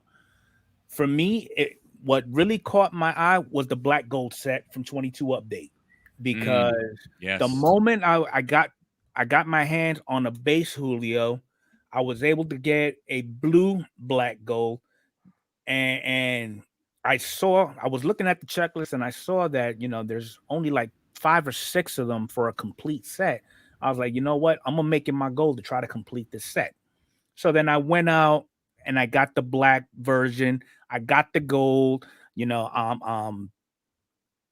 Advertising it to Adrian, because every time I pick something new up, I'll be like, look, I completed the rainbow. And Adrian comes out of here with the monster of all hammers and hits me with a red version of it. And what I want to say, I'm not going to say, because it's a kid's show. So then I had to go on a little stint of hunting for the red version of it. So when I got that, and I know that the actual 101 is almost impossible to get, I felt I reached my goal and I was able to complete a rainbow of a particular player in a particular set. So that's I basically my can't. collecting habits. If I happen to get more a substantial amount of inserts or parallels from a particular set, I'm goal driven to actually try to complete that particular set within the set. Makes a lot of sense. I can't wait till I can find the platinum Julio 1 of 1 on eBay and send you that link someday. I just can't wait. I dream of it. I already told the wife that I'm gonna put a lien on the house for it. Yeah.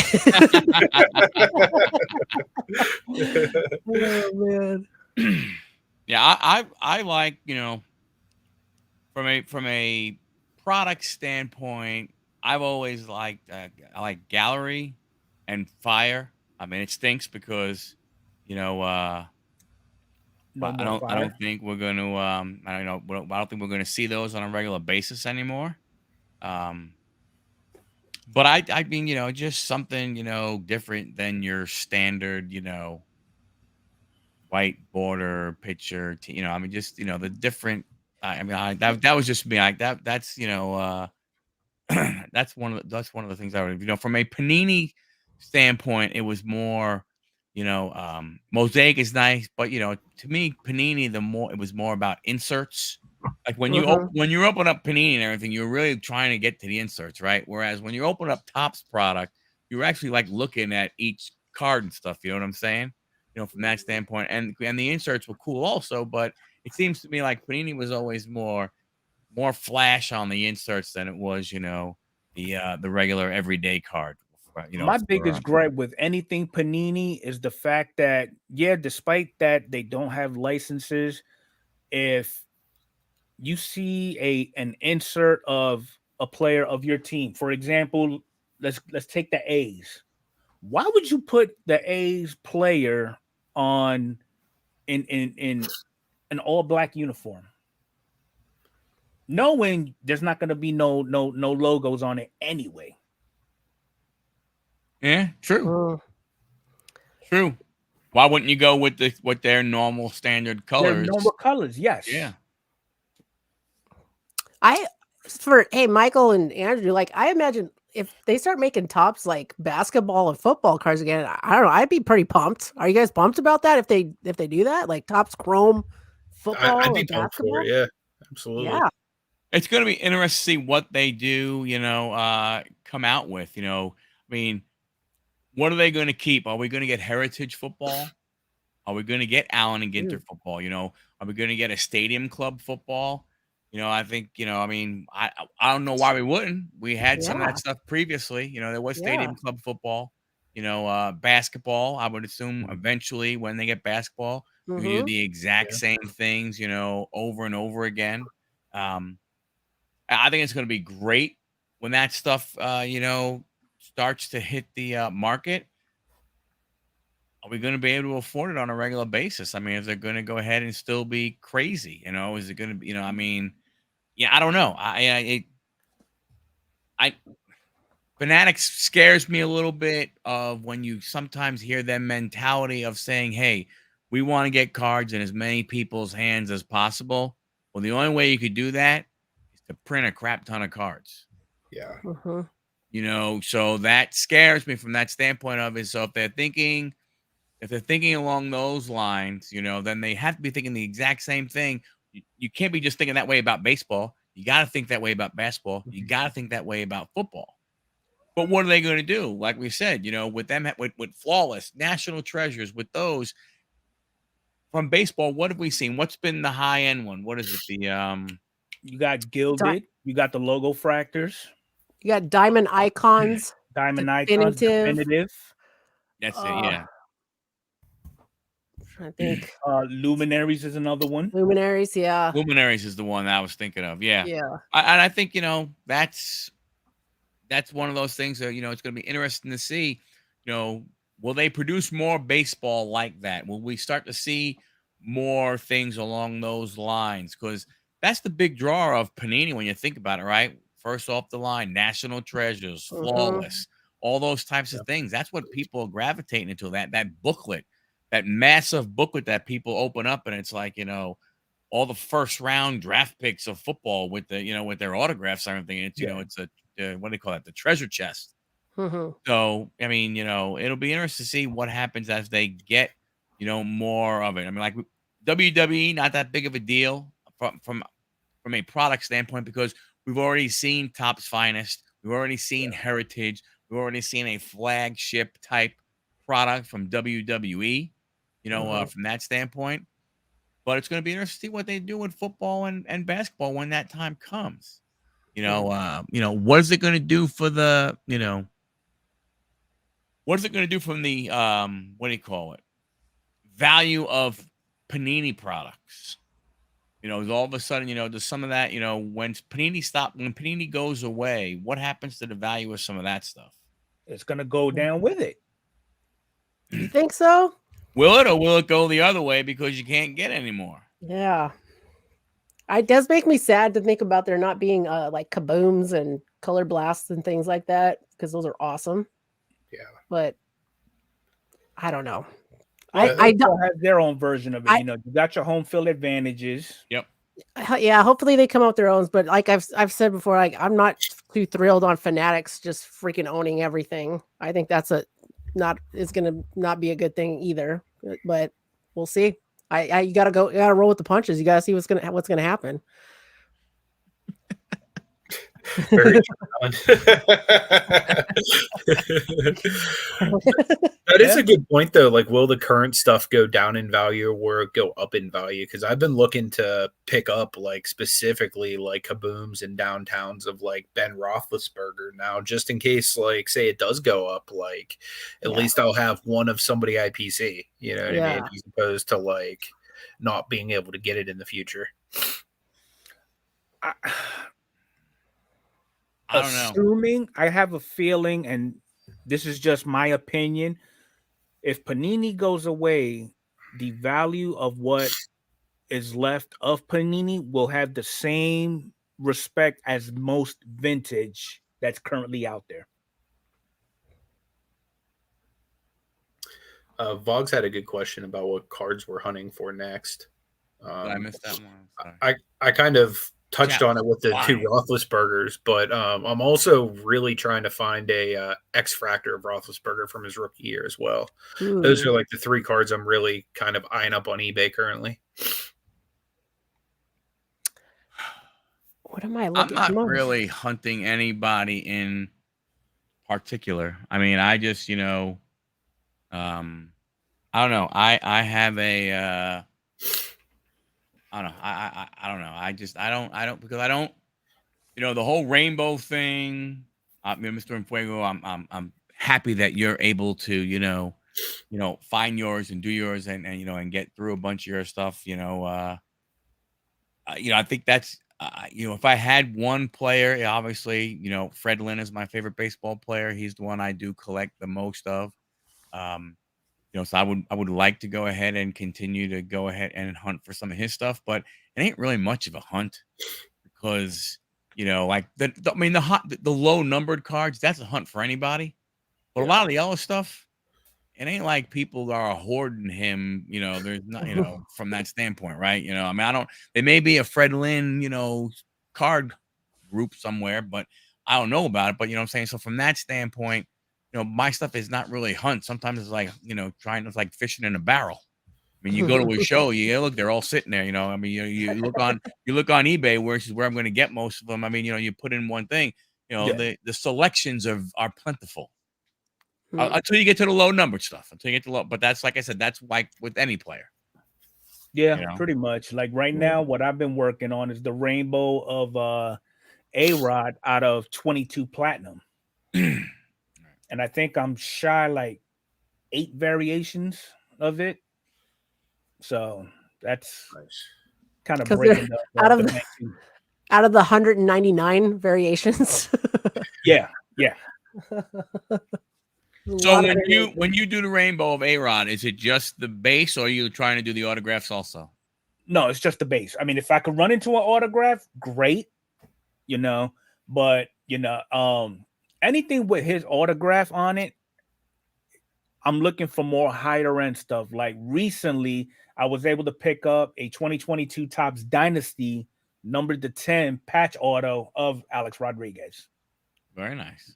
Card was sick. Card's sick. So I feel like he's underrated all time. he Like, is. just because he came up in such like an overproduced era, like he was so good. Like I remember watching him as a kid. Like man, this guy is just awesome. And I've gotten so much grief about when I'm asked who do I PC and I mention Alex Rodriguez. Oh, you into the steroids? I mean, I'm not going to mention Adam's name, but there's a couple of people out there that like to do that. But I mean, it's more to it for me. It's what drives me towards collecting a particular player is not only their performance on the field, but their demeanor off the field, how they carry themselves. And there's a whole bunch of little nits and pieces that really catch my attention. Julio's the same way. I like the way how he carries himself. He's real presents himself as approachable.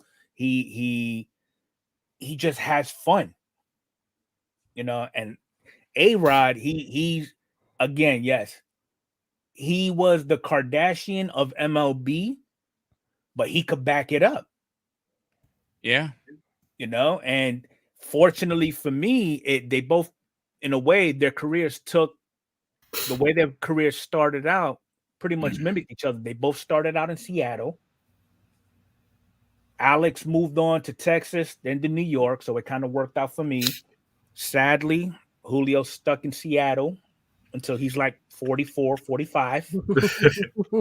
It's not going to change the fact that I'm going to continue to collect them. So, I mean, to win-win, honestly. Yeah. Yeah, see, with me, that whole steroid thing, I have a view maybe from a different perspective on it. See, when I was growing up from the age of 6 till probably almost the age of 20, for 14 years, I only had one dream of what I wanted to be when I grew up. And that was play second base for the New York Mets. That was it. That was the only dream that I've had. And I'll tell you right now, collecting profit, but well, sorry, yeah, that was second on the list. And I'll tell you, when I was 18, 19, years old, and I was, in college and stuff like that, if someone would have come up to me and said, "Hey, I could give you this, I could give you that, you have a good shot of potentially making it to the big leagues," I cannot honestly say that I would say no. I don't know what I would say because obviously I'm a few years away from that now, and because of that, I don't care what these guys did. I just it doesn't bother me none because, like I said, because for me, I couldn't definitively say 100% that I would not have done it. So. And a lot more players did it than meets the eye. I feel like you really hard pressed during that era to find somebody that they either knew they were taking steroids or they lied about not taking steroids. I feel like. I mean, I was a huge Jose Canseco fan. I still am. He was one of the greatest players. And look at him and Mark McGwire, all the stuff that happened with those two. Like, it was part of the game at that time, and that's the whole nother conspiracy thing. The MLB, they all knew what was going on. They were all trying to make money, and steroids save baseball. Let's be real. Well, I always ask, what is a PED? What really is truly a PED? Because guess what? In the 60s, those guys had little, bowls of, little, we'll call them Tic Tacs, different colors. Yeah. That they could go ahead and take. If I drink, honest to goodness, I mean, you think about it, like, hey, if I drink, a Celsius, a Monster, or something like that before a baseball game, yeah, won't that help me? Right? Am I not more awake than the other thing? So, I mean, what really is it? Yeah. That's the way I look at it. That's That's my whole thing. Mhm. I don't care. I just don't care. Yeah. So hey, fun fact: you guys may not have known, maybe you don't know, but Anthony was a ball boy for the Pittsburgh Steelers. I was. No For way. 4 seasons. Awesome. Yeah. I literally ended 1 year before we got Big Ben, which sucks. But I mean, it was awesome. It was really cool. I got to be there for the Cordell Stewart era. Dommy, he may have socks. I actually do. Like, fun fact, whenever I was a wrestler professionally, I wore Cordell's socks under my boots every single match I had. How did your resume correlate with being a ball boy? Well, my mom worked in physical therapy, and growing up, before they had a practice facility, they went to her hospital for physical therapy. So anytime anyone in the Steelers were injured, my mom would be the one like helping them with physical therapy. So Oh, that's cool. Okay. because of that, that was kind of how I got hooked up with them. My mom like linked me up with the equipment managers, and they like took me on as a ball boy. Nice. Awesome. That is awesome. Yeah. And he's also a former professional wrestler, a tag team champion with the NWA. Yeah, that was pretty cool too. What? Anthony. Yeah, I've done a Really? lot of things. Yeah, That's awesome. yeah. I thought I heard you guys saying that. I'm like, no, I must have misheard that. Yes. But you used to wrestle for reals? Yeah. Oh my god. I still have yay. the spandex to prove it. You're not Heck wearing them now, are Yeah. you? Actually, sometimes I'm like Superman. I hit a telephone booth. I come out just to stand up. Oh, yeah. man. That's his own business in Fuego. It's his own business. That's so cool. Thanks. Yeah. So Yeah, wow, but we've been. Go ahead. What? I was gonna say, but yeah, just coincidentally, I actually wore Cordell Stewart's actual game socks under my wrestling boots pretty much my entire wrestling career. So cool. Awesome. That is So in wrestling, his name was Tony Hansen. So if you Yeah. if you want for the chat and everything, don't do it right now, but write it down, Tony Hansen, and you can search YouTube and you can actually see him. He was a bad guy. He was He was he's part of the Hansen brothers. He was the little brother, but he really wasn't the little brother, but he was Yeah. the little brother. Wait, what years did you do this? Wrestling, I Yeah. started in like 2007, and I wrestled through 2012 when I broke my back. Wow. Okay, that was going to be my next question. Right? The Yeah. injuries. People don't know. I feel like, I didn't know for a long time. Like I grew up and I loved WWF wrestling. Like Hulk Hogan, loved Ultimate Warrior, Macho Man, all that. And then you start seeing all that crap on TV, like, oh, wrestling's fake, and you go into high school and you start to go away from it. But now you go back and all these wonderful documentaries now, and you get to see how hard these guys work and how many injuries and life-threatening, and there's so many wrestlers that grew up with that have passed away so young, and it's just so hard on your body. So you broke your back wrestling? Yep. Ugh, 3 places. How many places? In 3 different places, Oh, my L4, God. L5, and S1. Oh Yeah. And that's not, that was probably your biggest injury. You're not going to you probably don't even told about all the rest. Are you like hurting? Oh, I've had a everything? ton. Like I used to get cortisone shots like on a regular basis. Yeah. Like, there was like an entire month where I could like barely use my arm. My shoulder was like hanging Ugh. off. Yeah. Yeah. That's intense. It's wild. Yeah.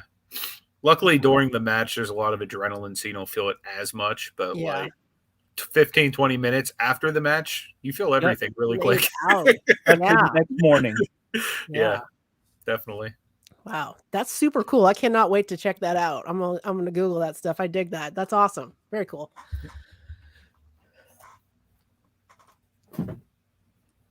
Hold on a second. We shouldn't have to wait that long. Yes. Yes. See, I'm the little skinny guy. No, I'm just kidding. No. Come on, where are you? Oh. There he is. Is that him in the background? Yeah, I'm the guy. Oh, Right there on the right. To the right. Yeah.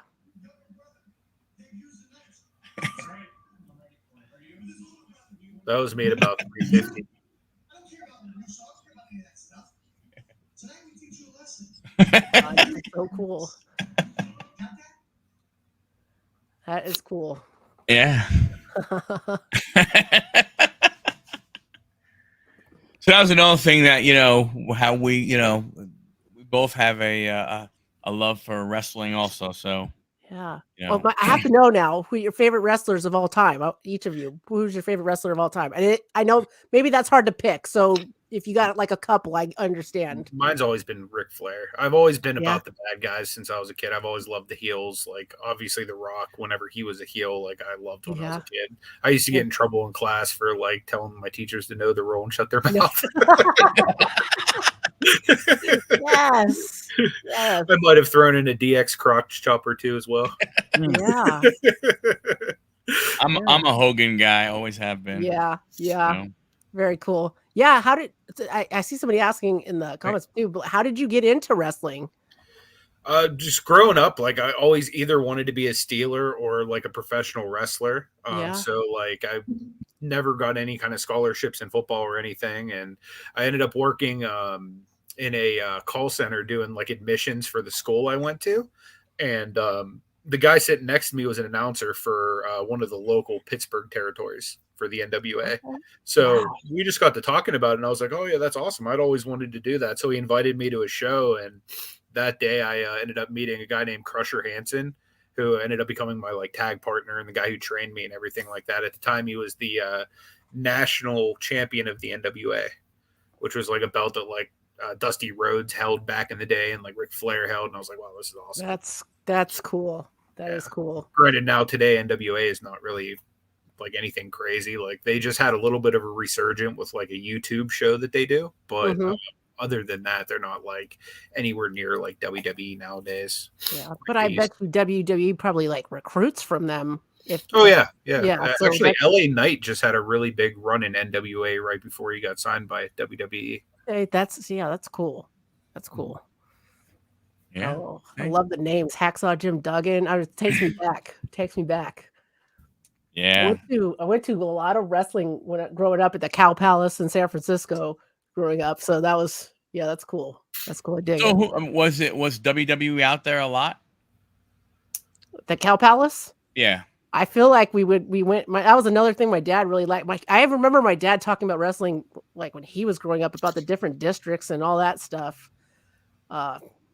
Bruno, is that Bruno Sammartino? Yeah. So, longest run. I feel like at least once a year we would go to the Cow Palace, and then sometimes to the San Jose Amphitheater, I think too. So yeah, they were out. I feel like it was really prevalent. I remember seeing the old lady that like the marvelous Moolah. Fabulous Moolah. Yeah. I saw her a couple times, and nice. I even like I had to have been like between 10 and 12, and I'm like, what is that woman doing out there at this age? Like, and then she was still doing it years later. I'm just like, oh my God. So, there was another lady, Mae Young, who was going through tables when she was 80 years old. Yeah, she used to come out with her, and I'm just like, what is happening? Like, why are they allowing this? Yeah, they're wild, man. So most famous wrestler I've ever wrestled, I would probably say Brutus the Barber Beefcake. Oh my God! I actually grew a Paulie D blowout just to have him cut it off. I don't know if you remember Paulie D from the Jersey Shore. He's the guy that had really stiff hair. Yeah. I didn't have long enough hair to make it cool, so like I made it like I was really proud of like my blowout, and he cut it off. I'd say he's probably the most famous. I like was on shows with like a bunch of other people when they were like younger or on the indies. Like for example, Corey Graves. He's from Monroeville, which is like literally 15 minutes from me. Wow. I used to travel to Detroit with his younger brother. His name was Sam Elias at the time. I think it might be Sam Adonis now. He wrestles in like Mexico and like England and places like that now. But yeah, Pittsburgh was a pretty hot place for indie wrestling back in the day. There's like a lot of guys like Elias in the WWE. He's from I think Plum, which is right by Monroeville. There's a lot of guys that came from this area. That's so cool. Beefcake, man, freaking awesome. I think I have, man, I almost feel like I have a Beefcake card back there. That's crazy. Yeah. I got like a few of the 90s cards that I kept back here. And yeah, that's crazy. Good old Sergeant Slaughter and Yeah. and Oh, that's Roddy right. Piper. Elias did get cut. Yeah, he did. Elias got the man. axe. Have you ever been backstage, or do you get to go backstage and meet any of There those he guys? is. Oh wow, There he that's is. Yeah. At WWE events, I've never gone backstage. My tag team partner, he used to go in for the dark matches every time they'd come in, though. They'd call him up. I wasn't really like I had some as far as like tapes and stuff that I'd sent into WWE, but I wasn't like close to being signed by them. Like I might have been on the radar just as like a big man in the area. But as far as like overall, like being like the best wrestler, like I wasn't like a Ric Flair in the ring. I was more or less like King Kong Bundy style in the ring. You know what I mean? Which is something that like every territory needs, but it's not the guy you build the show around. You know? Yeah. You know, you got your Goldberg, and then you had your Gilbert. Yep. very cool. Very cool. The more you know. Yeah. Yeah. Yeah, Zach Kurt Angle is from Pittsburgh. Fun Yeah. fact, I actually saw him at Disney on Ice once. He was there with his young daughters. And I went up to him, I was like, Kurt! And he just looked at me like, bro, I'm with my daughters. I was like, Kurt!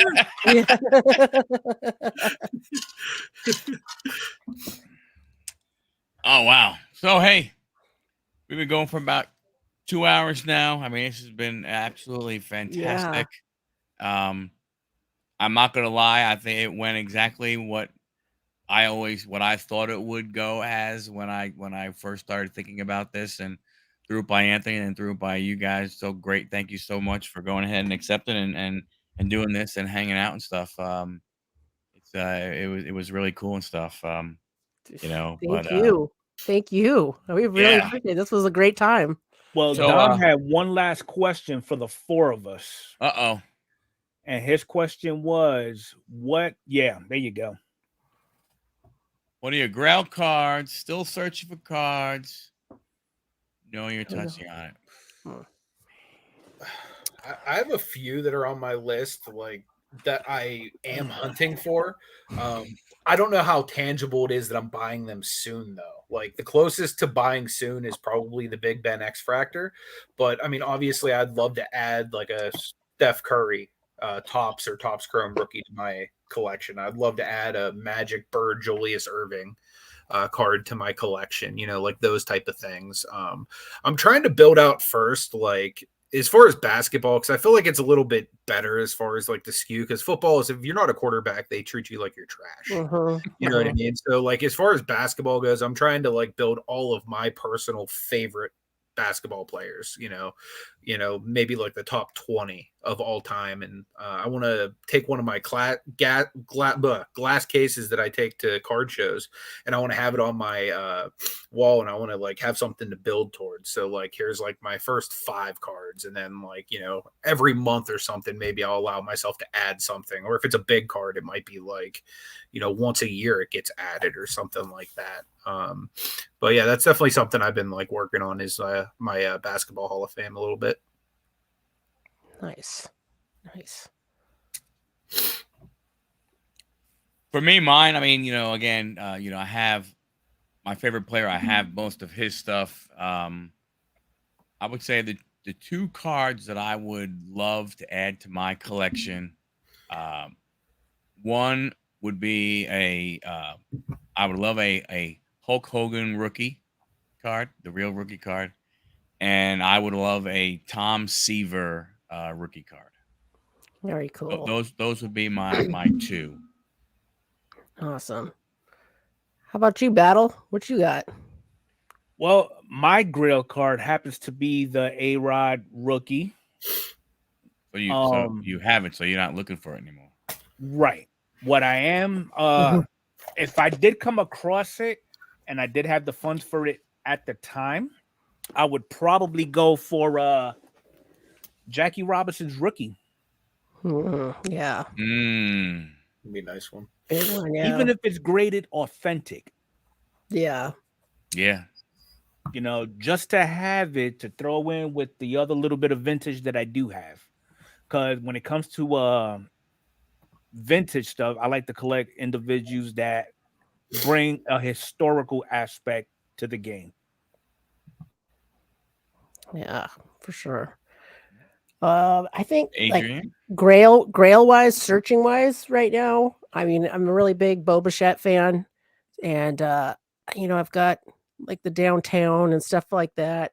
I don't have a kaboom of him yet. So I that has been something I've been looking back and forth of. You keep watching the price drop here a little bit here and there. So that's like Grail radar right now, at least. I feel like it changes every week, but you guys know how it goes. Oh yeah, because all of a sudden you're like, crap, I didn't know that card was out there. Yes. Yeah. You're like, damn, son of a Yeah. gun. Who knew? But you're right. So hey, chat. Don't forget Wednesday night we got Clef Prophet, we got the AIH, Raul from AIH. So Awesome. that could be a real interesting one. We're gonna Yeah. probably hear about some hanky panky, I'm sure. I'm sure those words will be brought up multiple times. Then don't forget Saturday, you got the Baseball Junkies, podcast, and then after that, that's on Adrian's channel. Then after that, you have the after show on Mr. Enfuego's channel. So don't forget to don't forget to go ahead and get on those get those on your watch list, get them on your notified list. And yeah, I mean, unless you guys got any other last questions, I just want to say thanks a lot. This was great. Chat, you guys are awesome as always. Kept it entertaining. Questions, everything is awesome. We appreciate you guys coming, hanging out with us, and and being part of this. And I don't know. I think we get together and maybe in a few more months and have another little chat session and Please. move around on somebody else's channel, move it around, something along those lines. So Yeah, Definitely, absolutely. we would look forward to having you guys come on over to the podcast. Yeah, we got to do Yeah. that too. That would be Thank you awesome. so much. we Yeah. can make that happen. So thanks a lot, everybody. Have a great one. Don't forget everybody's information. If for some reason you're here and you're not subscribed to everybody, it's down below. Check it out, and we'll see you guys at the next show.